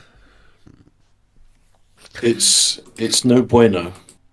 But the thing is, when you drink seawater, I mean, I'm not sure if you've ever done it before, but it's fucking revolting. Yeah, I mean, it's saying you want to spit out. Mm-hmm. I'm surprised you didn't puke just from drinking it. Oh, 3% salt solution is seawater, I think. That's Alphabet Cat. Yeah. Parker was becoming weak and delirious and with thirst, and much of the time was in a semi-conscious state. The others were exhausted, weary and desperate, but determined to survive for as long as possible. But the ordeal was becoming too much for the cabin boy, as his pale, gaunt body shook with the effects of dehydration. His mind raced with the thoughts of home, and hatred for his first and last sea voyage. Dudley did his best to keep up morale. July 23rd, Parker delirious. Must have drunk more seawater. Crew in poor spirits, nerves frayed. Need food desperately. Stories of cannibalism at sea were familiar to these men. More seamen... Not good. More seamen argued that it was defensible in extreme conditions. Wait, oh man, is someone's name More Seaman? Is that his name? No, it says some seamen argued that it was defensible in extreme conditions. Oh, right, okay. Talking about cannibalism. And then psychic swallow. And there were many songs, sea shanties and poems which developed the theme. Captain Dudley considered drawing lots to decide which of them should die to save the others, but then Parker took a turn for the worse. Jeez. Should we draw lots? Nah, I don't think he's going to be long. They had been adrift now for 16 days with no sign of land. July 24th have finally reached a decision. 3 of us have decided the boy must die. Captain Dudley persuaded Stevens and Brooks that the boy lying desperately ill at the bottom of the boat should be sacrificed for the survival of them all. It must have been an agonising debate, particularly for Dudley, who was known as a man of exemplary character.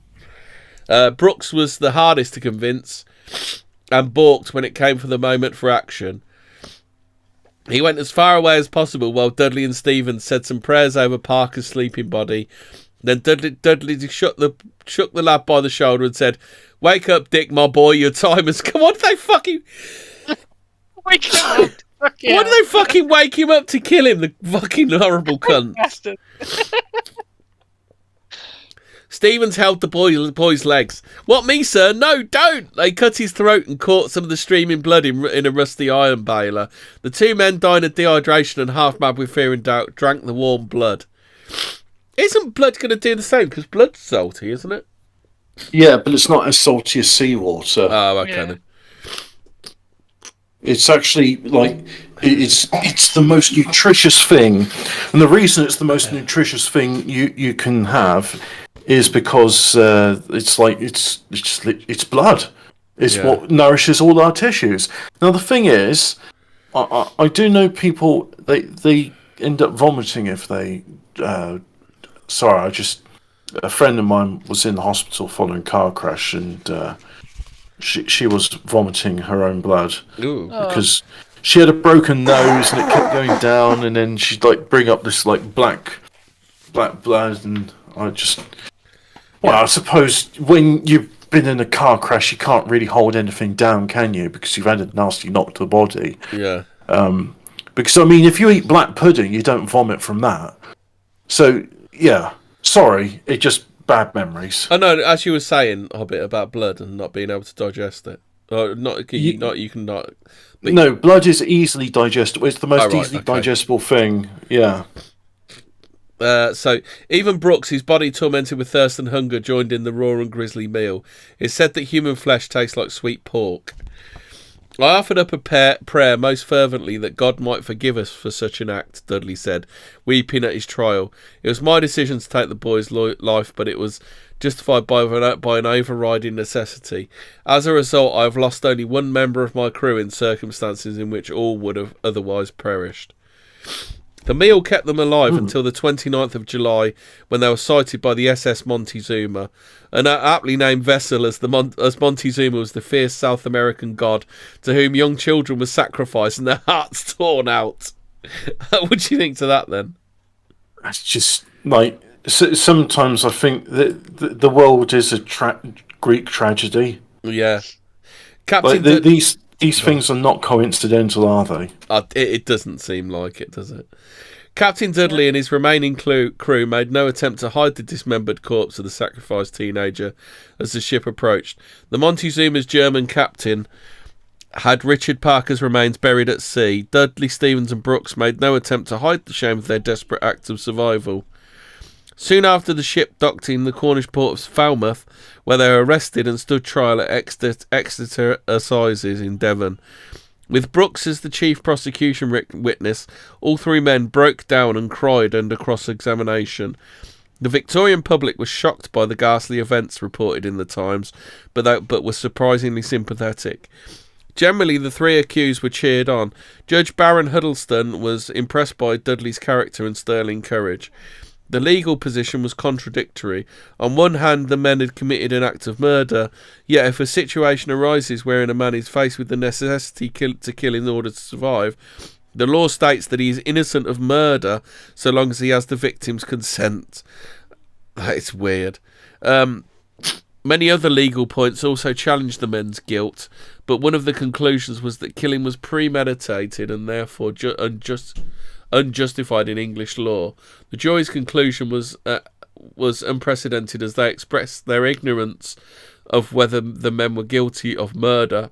In the end, it was decided that they were, and the death sentence was passed with recommendation to mercy. There was an immediate appeal. We're going to kill you, but we're not going to draw out the execution. No, I don't think that was recommended. No, they were given the death sentence, but I assume it was a recommendation to commute to life. Is what that sounds like to me. Oh, because would involuntary transport to Australia be part of the? Or were they worried that they'd resort to cannibalism again? So it's late 1880s. Yeah, they'd have been saying involuntary transports to. Yeah, it would have been to Australia. Right? Hold on, Tasmania, mate. Yeah, so it'd be kind of like late 1880s by the time it was 25th of July. Hold on, this is weird. 25th.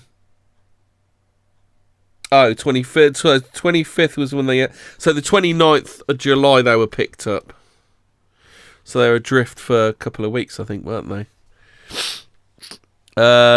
So there was an immediate appeal and a retrial using a classic defence, duress of circumstances, which is quoted in courts today. The seamen were found guilty of manslaughter, did 6 months hard labour and disappeared from view. The story has a strange twist in its tale.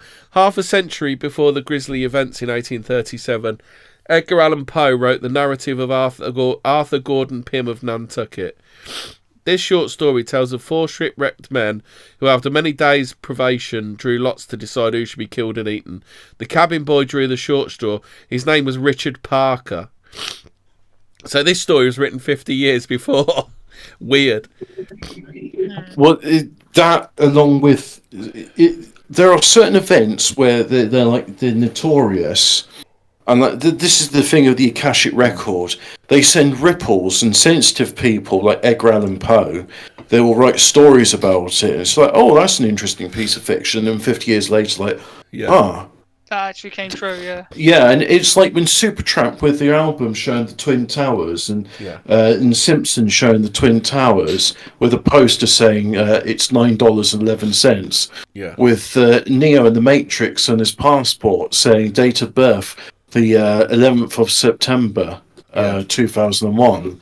It's all just, some of these events, they send ripples to and from time, and that's why I'm not saying they're deliberately placed in fiction. I mean, obviously you can say the pilot episode of The Lone Gunman, the X-Files spin-off, was a CIA story, because that's who wrote it.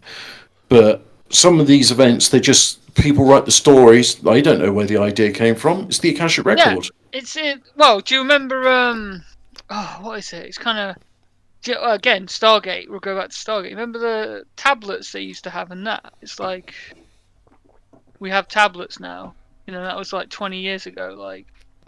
Oh, well, they were predicting that in Star Trek decades before. Exactly, yeah. Well, that's it. Like these things, like technological. Is it like which follows what?